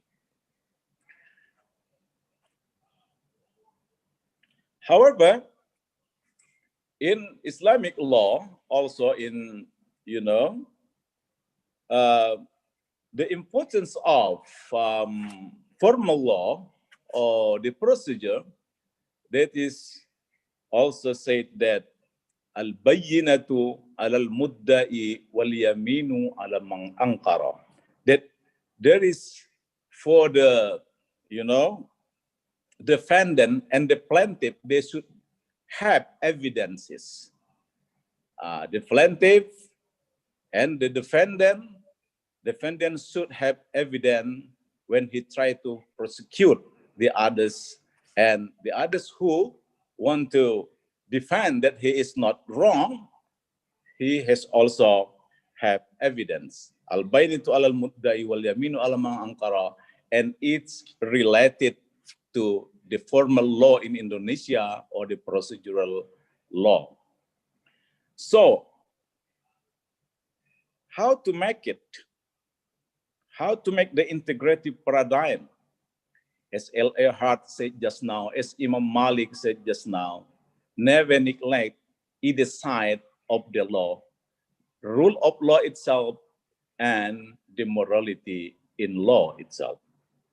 That's why we try, as academic institution, higher education institution, we try to put the paradigm, integrative paradigm, integrative epistemology that we put in EN State Institute of Islamic Studies in Padangsidimpuan, that we say in 3 words, ilahiyah, insaniyah, wal kauniyah, or bi'ah.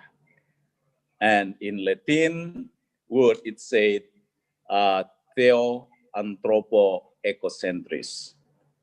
How it's working? Actually, we refer to the Al-Quran that Allah said, Inni ja'ilun fil ardi khalifah. What he said, say that indeed we create the leader on the world.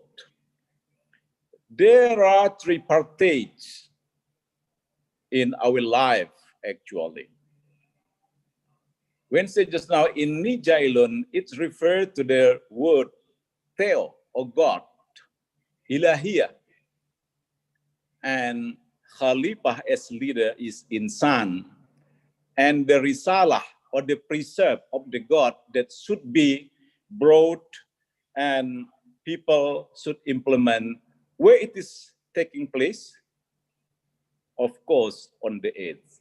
So we willy-nilly, we have to preserve something related to the interest of humanity, human being, humankind, and the preserve of the earth as environment.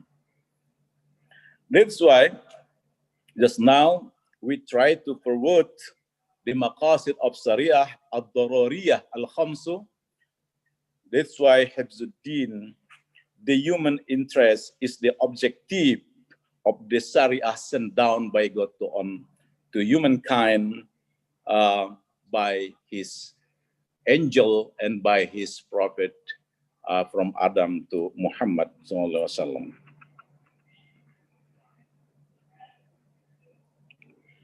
And it is also the maqasid al-Sharia al-khamsu ad-daruriyat. Khamsu ad-daruriyat is as a measurement of the external impact. Whatever we are going to do, we have to measure to the maqasid al-Sharia. Is it contrary? No? Okay, it's still, admitted by our Sharia or Islam. When it is on the contrary with maqasid al-Sharia, it's mean whatever case is done, it's attack the maqasid al-Sharia or the religion objective sent down by God to us. In terms of Hifzuddin, religion preserving, it is to understand the precept of religion deeply and should give implication to humankind as the public interest. The message of God cannot be disintegrated from the reality of humanity action. Khairun nas ampahum linnas, the best of you are the most useful to others. So when a man just thinks himself and he try to, isolate and to multiply and to renew his time in worship room, only thing himself in his God, and no implication to others as human being, where he is as a member of social creature. It's mean no implication of religion to the interest of public, and it is not the thing objective of Islam as Sharia, which is taught by Rasulullah Sallallahu Alaihi Wasallam to us. Meanwhile, in terms of insaniah, we need to learn to understand the knowledge related to humankind, such as anthropology, sociology, communication, and so on and so forth, which is related to the knowledge or relating to the humankind or society. In that way, people will know one another, as Al-Quran said that people is created by God from male and female, min zakarin wa unsa, wa qabaila li ta'arafu. We create you, male and female, various nations, such that you can know one another. That's why we try the value that we implant in our institution is first is intellectuality, integrity, and humanity. We can't associate not only our nation, but various nations, multi-nation. Not only we receive or accept people to be our friend, our company, not only because of one nation and because of we embrace one religion, but in reality, God said that we from many nations, various nations, and also embracing of many different values and embrace different religions, how we can cooperate in not related to the Aqidah, but in society aspect and social aspect, and many things that we can do in favor or for the interest of the public in the world.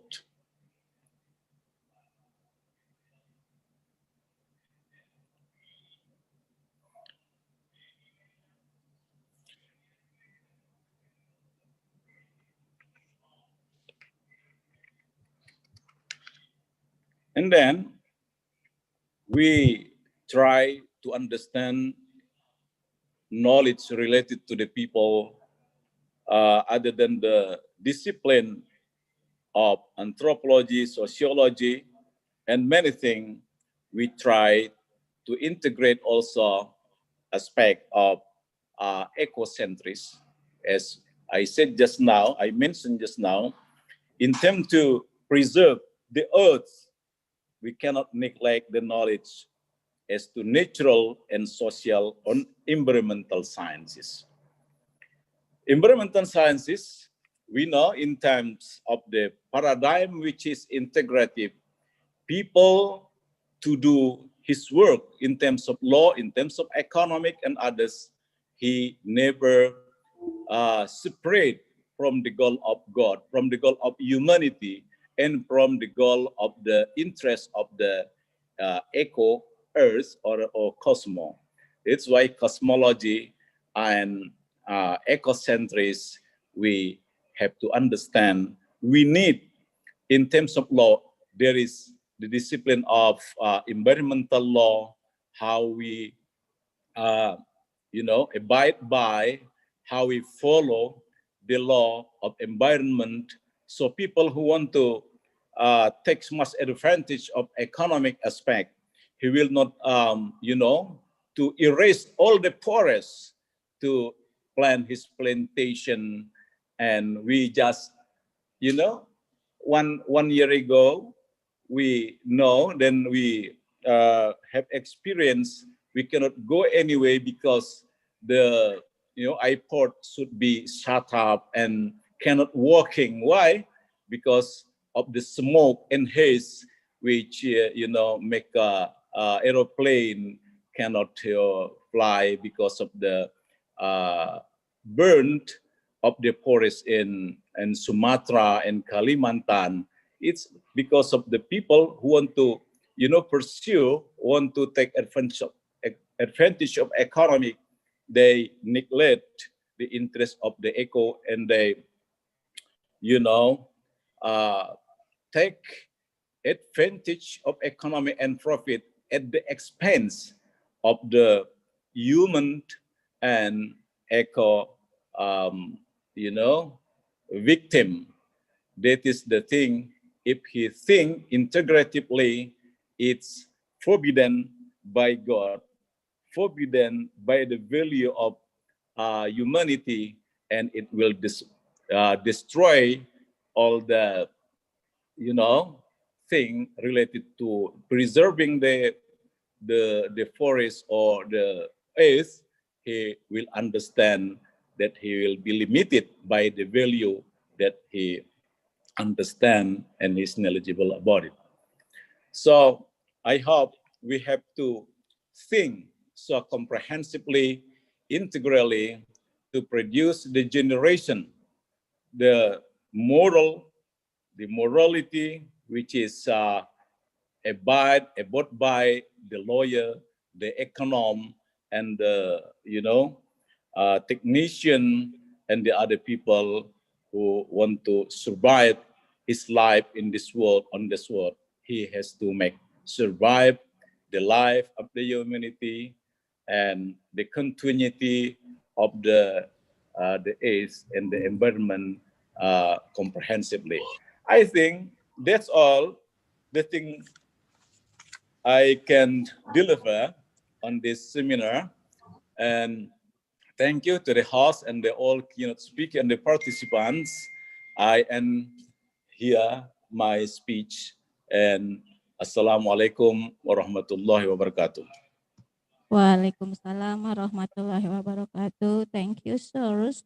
But we haven't get yet about the questions here. So I think we can continue to the next speaker because we have two more speakers. So for the next speaker, my partner will help.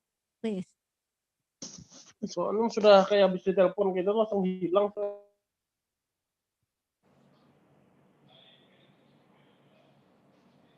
Okay, thank you. So we go to the next speaker, Dr. Anto SKM MKes MM. He is Director of Universitas Alfa Royhan, and his specialization is in nutrition and public health. Assalamualaikum, Dr. Anto. Waalaikumsalam warahmatullahi wabarakatuh. Okay, this session will take 25 minutes. So Dr. Anto, please. Izin Bu, share screen-nya dulu.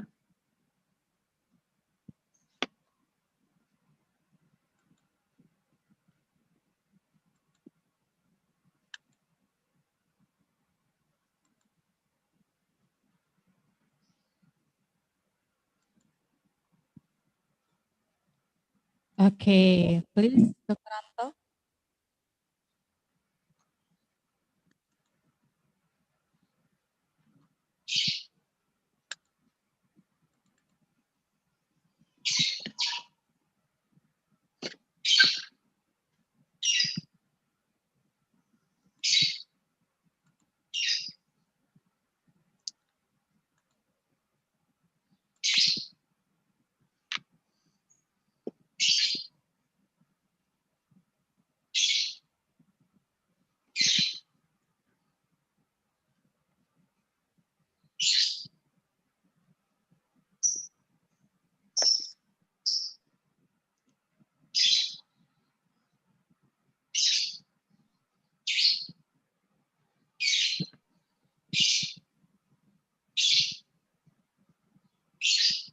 Okay, Dr. Anto, would you like to share screen?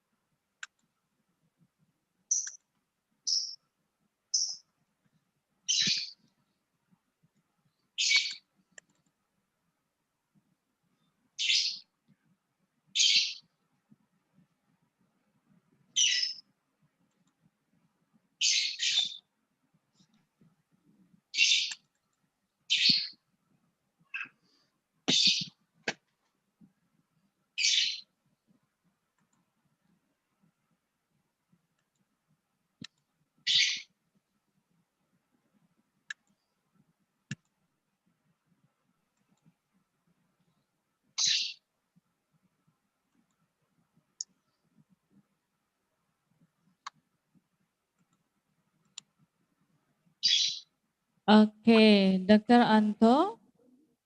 Ya mohon dibantu, lagi bermasalah ini. Oh yeah, okay. Yes, so participants, we will play the profile of the co-host of this conference today. Please enjoy it.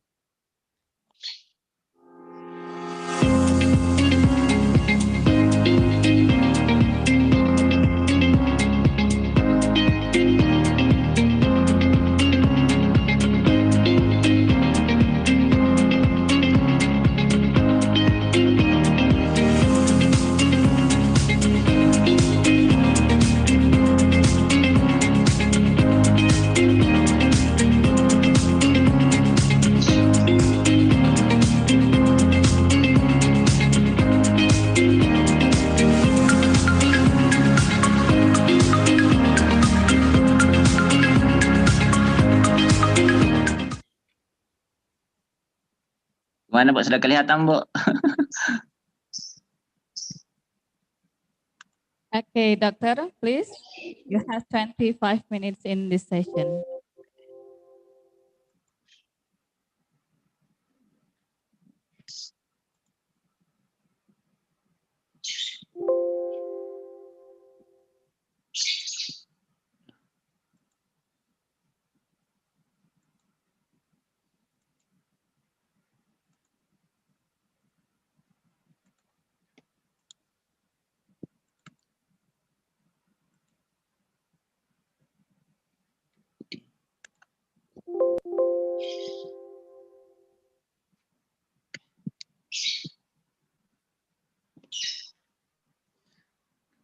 Okay, thank you very much.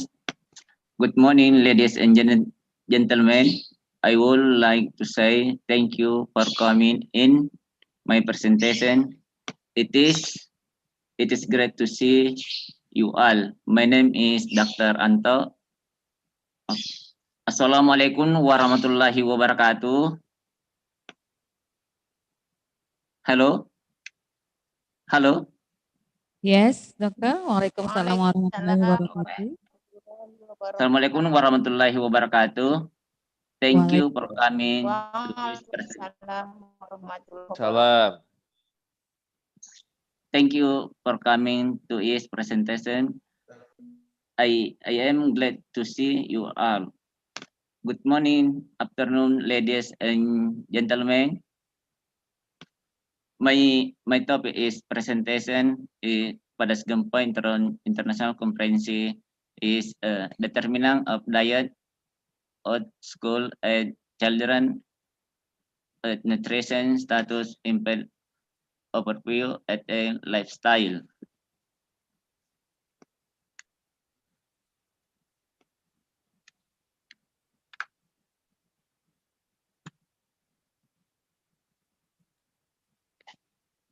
Gender style background nutrition status, we will all nutrition problem in Indonesia, 2 research method, design and measure of nutrition status, result, analyze result, and research finding. Conclusion, regrets, and recommendation.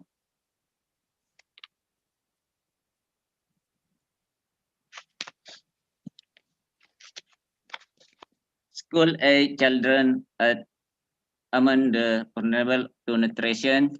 For this reason, effort to improve nutrition should primarily be aimed at children. Lack of nutrition in young children will hinder mental development and brain intelligence in the future. Abnormalities that occur in brain tissue to malnutrition will cause decreased brain function. We will affect learning ability, global malnutrition, and undernutrition of and nutrition. Undernutrition, stunting, wasting, underweight, macronutrient, overweight, and obesity.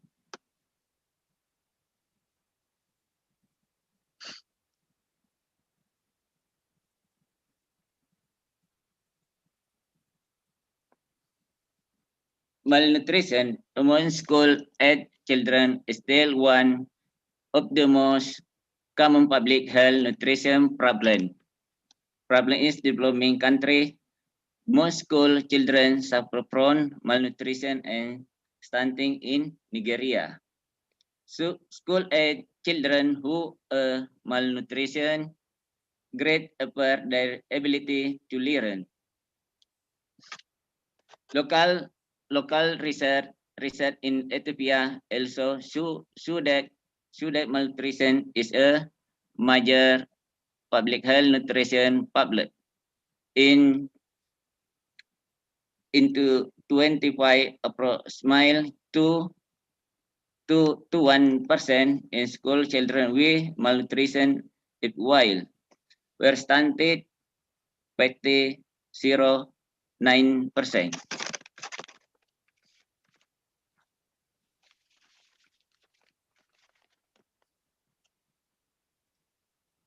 That on the prevalence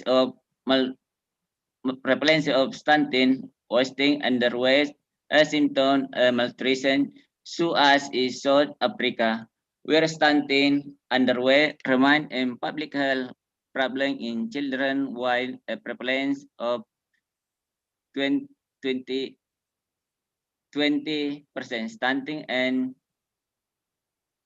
10% underweight. Anthropometric result from study in Ethiopia also show that 2.08% of the total group and respondent were supported stunting.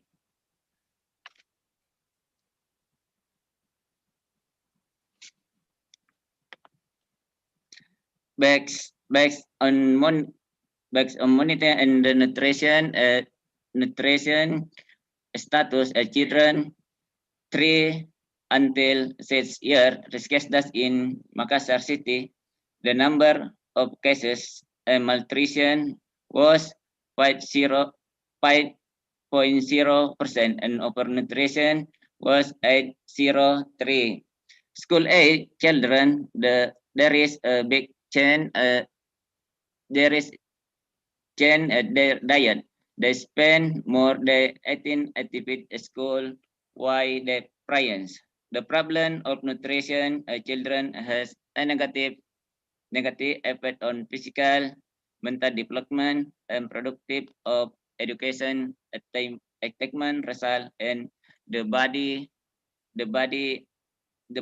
depends function as hamper children who undernourished we will later show that they reduce the contraction and are enthusiastic the following listen.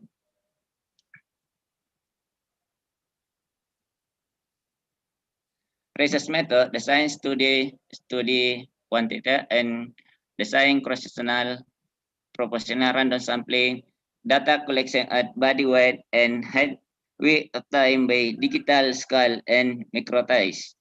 data nutrition and frequency of 18 we were obtained through interviewing using 24-hour post-call data analyze use SESCAR the test with level security 0.05. All children Impress Elementary School, Makassar City. The result of the study in table show what to 100 school age children a 44 0 and 5 side 0 mile. High school and years group and lost your mass you the has body and the lost body weight. And in table 2, the relation between determinant of diet and school age children nutrition status. Meanwhile, of the 54 school age children who had lost eating frequency, the were children who stayed normal nutrition status mass. The result picture as the of 0.0 smaller 0.05 determine the frequency in related nutrition. Based on the score, 72 school and children who stayed good behavior, the were children who no nutrition and status mass. Meanwhile, school children who stayed the result of it 0.00 smaller 0.05. This means the healthy and clean life behavior is related to the nutrition status school children.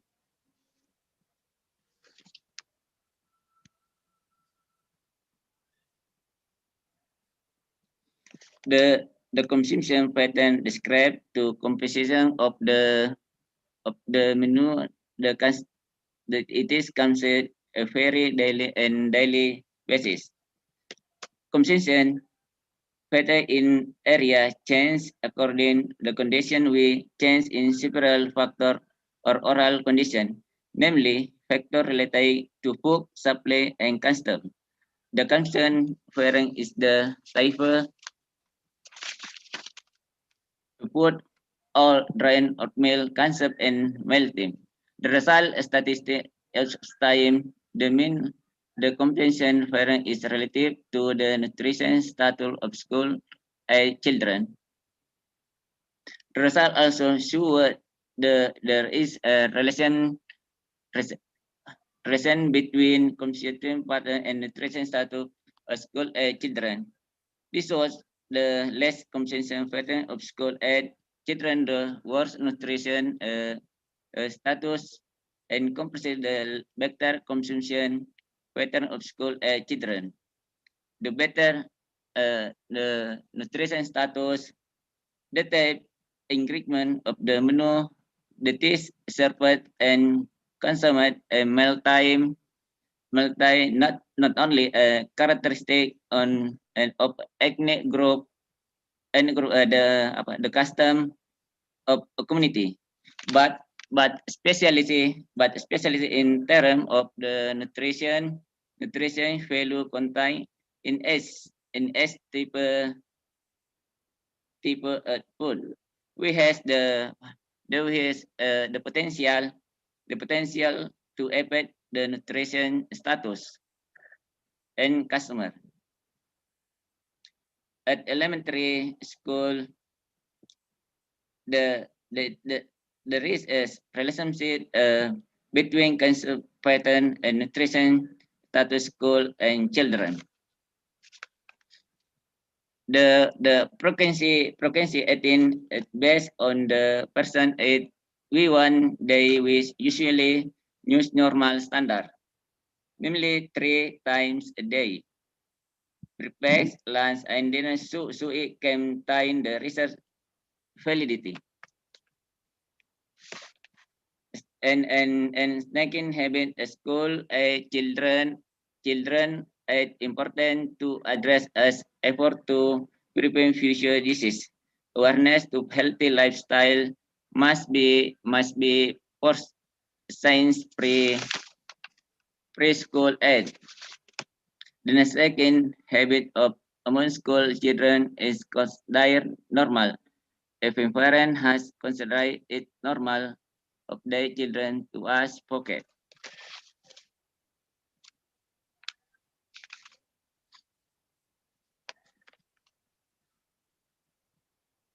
And the conclusion is the determinant of dietary lifestyle such as consistent parent frequency of eating, snacking habit, clean and healthy line habit are related to the nutrition status of school age children from primary school to high school.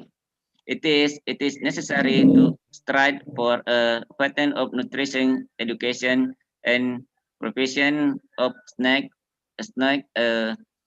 or lunch which is carried out in the school environment. This this this is done to prevent children from eating random snack and to maintain optimal message status.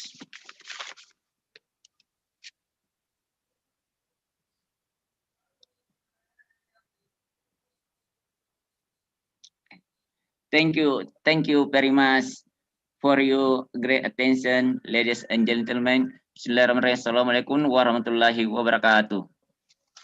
Waalaikumsalam warahmatullahi wabarakatuh. Thank you very much, Dr. Anta. And then the next speaker is Ika Safitri Windiarti ST, Master of Engineering, PhD. She is the second Vice Rector of Universitas Muhammadiyah Palangkaraya, and then her specialization is computer science. Hello. Yeah, hello. Yes. Okay. You have 25 minutes also to present your presentation. Yes. Okay. Please. Okay, hang on. I share my slide presentation first. Okay. Can you hear my voice? Yes. Clearly? Yeah. Yes. Okay. Assalamualaikum warahmatullahi wabarakatuh. Thank you for the opportunity to Muhammadiyah University of Tapanuli Selatan to having me as a keynote speaker in this such a very great event, the first Padangsidimpuan International Conference. Salute to Ibu Rektor, you doing great job and with your team because you already can host such a wonderful event internationally. I heard before that this is the first time the international conference held in your university. Also,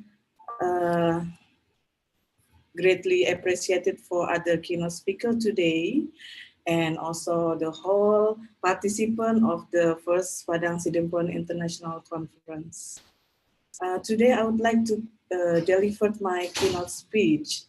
This is not my research that I submit for this conference because my research already made the videos by my fellow researcher. And today I would like to deliver about the importance of digital literacy in COVID-19 pandemic time. The reason I made this keynote speech is because currently there is so many misinterpretation, delivered a message around the online media regarding about the COVID-19. Before I want to introduce myself,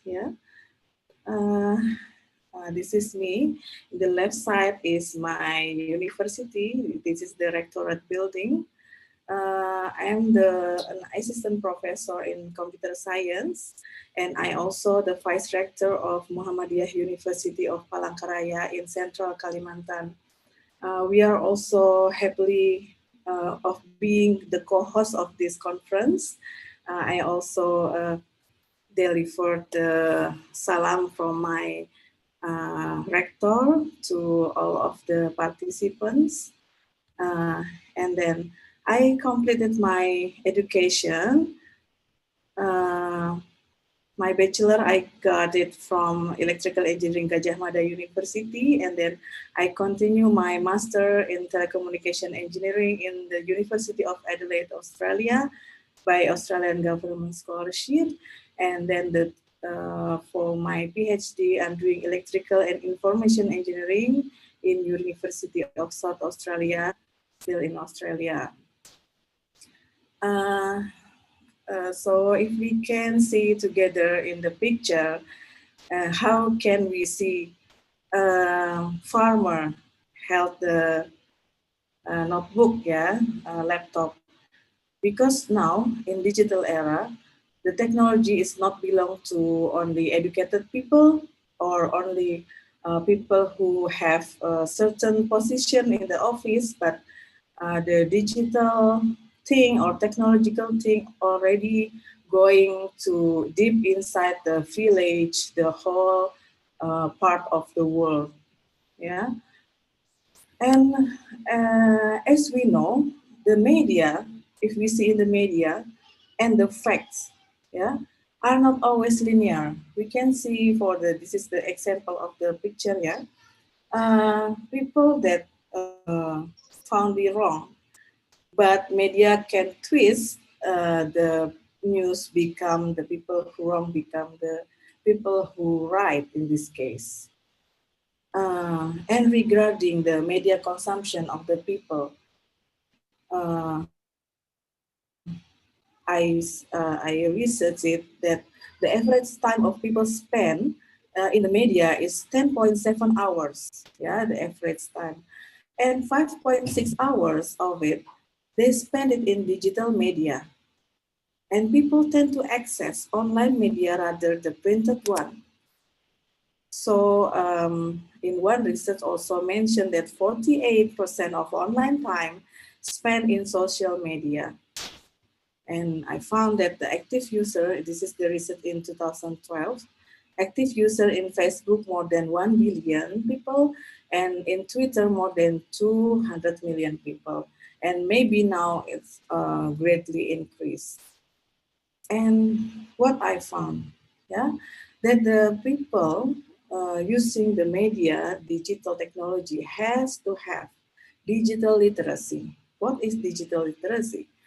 Digital literacy is the ability to use information and communication technology, or ICT, to find, evaluate, utilize, create, and communicate content or information with cognitive, ethical, social, emotional, and technical aspect of technology. This is the source from UNESCO. And did you know, so many negative contents in the media. We call it like hoax, misleading information, cyberbullying, online radicalism, fraud, human trafficking, or piracy. And the hoax or misleading information can be in some forms, in the research, we can find that in form of text, we can find 62.10% of hoax spread, and in form of picture, 37.50% hoax in form of picture, and then the rest in video, 0.40%. And how the hoax spread can be through television, website, messaging application, or even in social media. So now about the complication of the user, we know that there is two forms of user. The first is digital natives and digital immigrants. Now, what is digital native? Digital native is people who born during or after the digital age. We can say he or she was born when digital technology already exists. maybe including our son or daughter or niece, yeah, they're always all attached to a phone or even television or laptop, yeah. The type of learning is intuitive learner.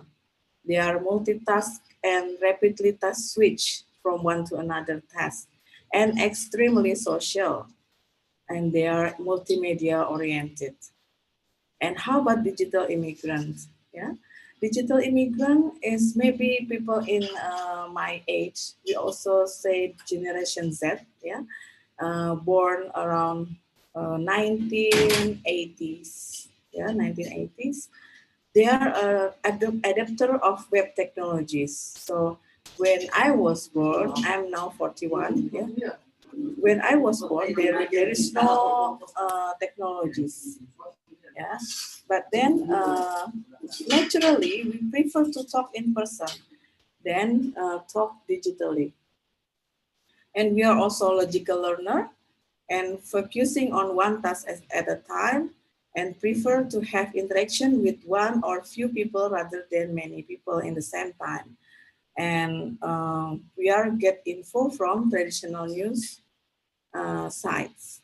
Yeah, this is the difference. And what is the dangerous of digital immigrant? Sometimes the digital immigrant use technology more massive rather than digital natives, but they are not ready to adapt with the digital nature of the environment in form of digital. This is I found it in one of online news site, ya. Orang Indonesia gampang percaya internet, ya. Indonesian people is easily believe into what spread in the internet. 65%, yeah, because maybe we found, maybe ourselves, if we see a news online, we suddenly we believe that this news is true rather than cross-checking the news whether this is right or wrong. Yeah. In terms of COVID-19 times currently, yeah, there are so many hoax spreading in the internet. As we know, I just put 3 examples of the hoax about COVID-19. The first one I read in the online news that if we consume garlic, yeah, say, some grams a day, we can avoid from COVID-19 disease. But in fact, there is no such research that find that consuming garlic can avoid someone to get rid of COVID-19. And the second example of hoax about COVID-19 is about thermogun. Maybe you, the participant in this conference also ever read this, yeah, that thermogun can damage our brain, yeah. But in some research, thermogun didn't affect to the people's brain.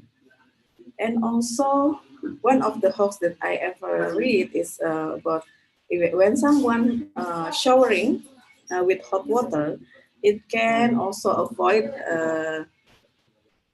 COVID-19 to come into our body. Nah, this is why we also have to have media literacy, yeah. Media literacy, I forgot to translate it, defined as a set of perspectives in which we actively empower ourselves to interpret the message we receive and how to anticipate them. Yeah, so this is about the perspective. And a person's ability to use various media to actively access, analyze, and produce information. This is media literacy. And in form of digital literacy framework, so this is about the protection protection on our privacy and data, online security, and individual privacy. And also about the rights. Yeah, there is the rights related to digital literacy framework. This is about the freedom of speech, how people can talk freely, but we have to deliver right news. Yeah, and also about the intellectual properties. We know it as HKI, hak dan kekayaan intelektual, ya. And also the social activism. This is the rights. People can have rights, this is this and this and this, but then we have to go to digital literacy framework that we also have to think about how people get or receive our news that we deliver to them. And then about the empowerment. Citizen journalism is now greatly increased, yeah, when people can blogging, or even have their own YouTube channel, yeah. But this is the framework of digital literacy, and also entrepreneurship and information ethics. This is in this framework we have to concern about this, yeah, about how people receive information that we deliver to them. And finally, about the fact that the digital literacy is very important for people, let's say in Indonesia, where not many people are well educated, not many people realize that the news in the internet is not always right, or maybe even though right, but not right consumed by kids in current age, yeah, certain age. We have to have concern about this. For example, we for those who like I call myself as digital literacy activist. Yeah, so in my program, I always doing once in a year. I'm doing campaign to my society about digital literacy. So to high school student, to university student, or even to people in the community, that we have to filtering the news that we read from WhatsApp or from the TikTok, from TikTok maybe. We have to filter it, not only absorb the news and then without cross-checking. Yeah. So I support digital literacy content in school curriculum. Yeah. I try to make a framework for school, yeah, from kindergarten. Maybe in the kindergarten they exposed to the videos that they maybe this is the education for parents, yeah. But in elementary school and then junior high school, senior high school, we try to put the content, positive content about digital literacy to the school curriculum. And also, we have to support digital knowledge and ethics. Yeah, we have to disseminate massively, yeah, in a popular and interesting form, in pictures, in videos, to educate people that not all the content in the internet is true, it's good, it's right for you. You have to filter, you have to choose what content that's suitable to you, what content not mislead you to wrong direction. Yeah. And then the last one, we support the existence and establishment of community, volunteer and positive content ambassador. So maybe we can start from ourselves, yeah. Maybe the participant in this conference can being their own ambassador. Yeah, I'm the positive content ambassador. I never share message. For example, the simple example is, for example, in WhatsApp, yeah, in WhatsApp application, I never spread the news or the whatever it called, like maybe announcement that I don't really know, I'm not sure that this is true or coming from formal institution, because there is a risk that I become the spreader of hoax. Yeah, regardless the laws that common in our country, undang-undang ITE, ITE law, we in ourselves we have to concern that this is, if there is a wrong or mislead information, stop in our message, don't spread it, yeah, to avoid people get the wrong information, yeah. And also for the kids, especially because they are our next generation, we have to maintain them. We have to teach them to use the digital media in a healthy manner, in smart manner and precise manner, yeah, especially for us as the parents. Don't just give the smartphone to our kids only to make them not grumpy, not cranky, not crying, because we have other activities, for example. But we have to give them appropriate content for their age. And we have to block as possible, yeah, the content that can damage their mind. Because now pornography, radicalism, or anarchism also spread through cartoon. Yeah, this is very sad. Content creator maybe from Indonesia or other country, they meant to make this kind of content. Yeah, they meant to. They in purpose.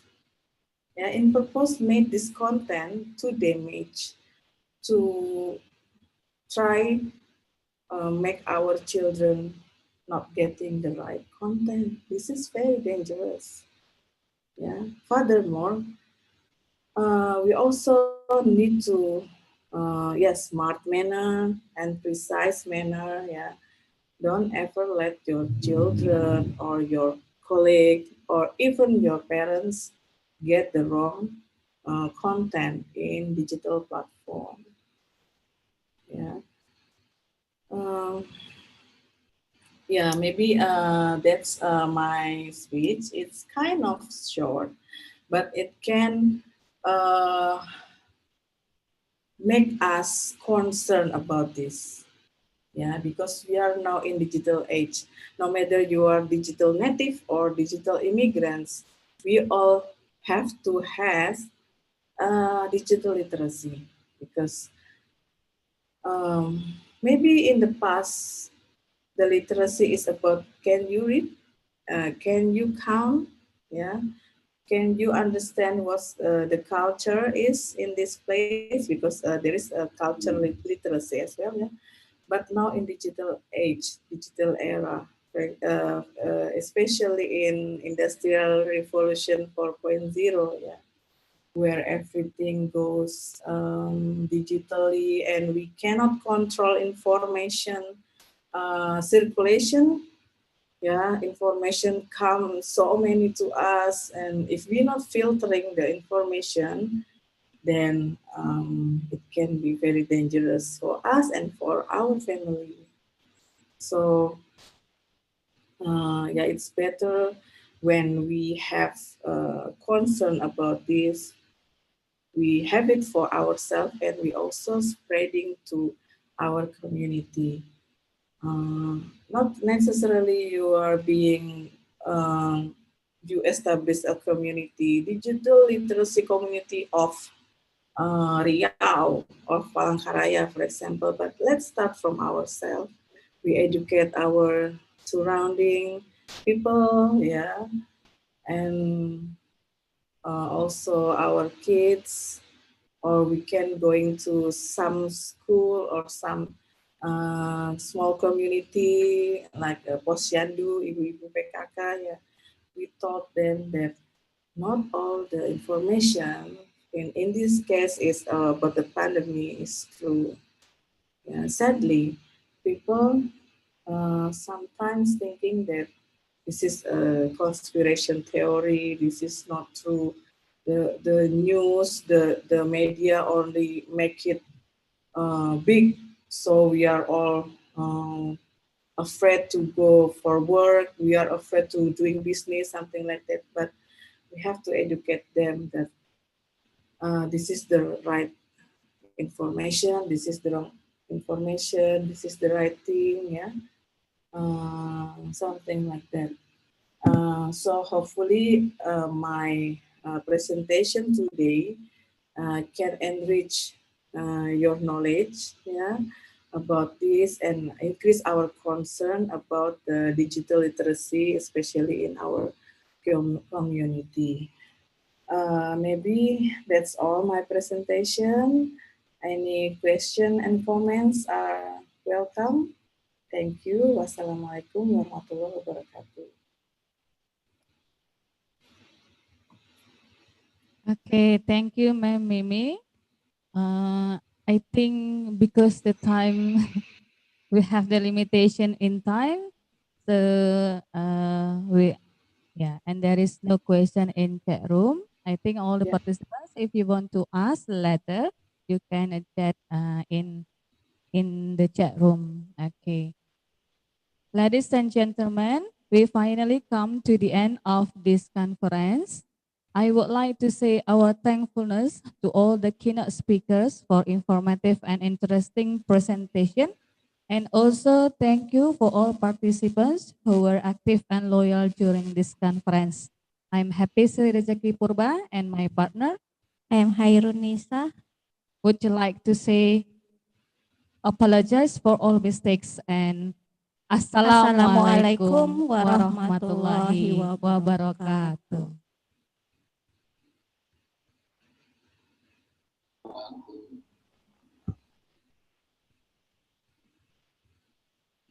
Diinformasikan kepada seluruh partisipan bahwa sertifikat akan diberikan setelah berhasil mengupload full paper, perbaikan, dan video di YouTube.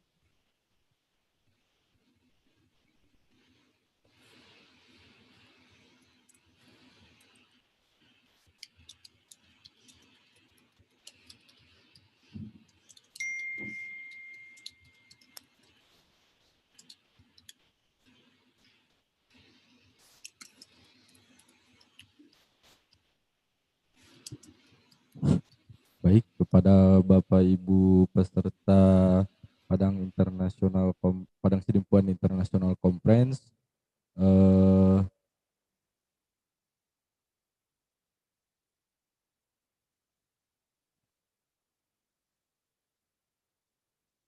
bagi Bapak Ibu yang belum men-share akun YouTube-nya, silakan melihat panduan ini agar sertifikat nanti setelah acara bisa langsung dibagikan. Terima kasih.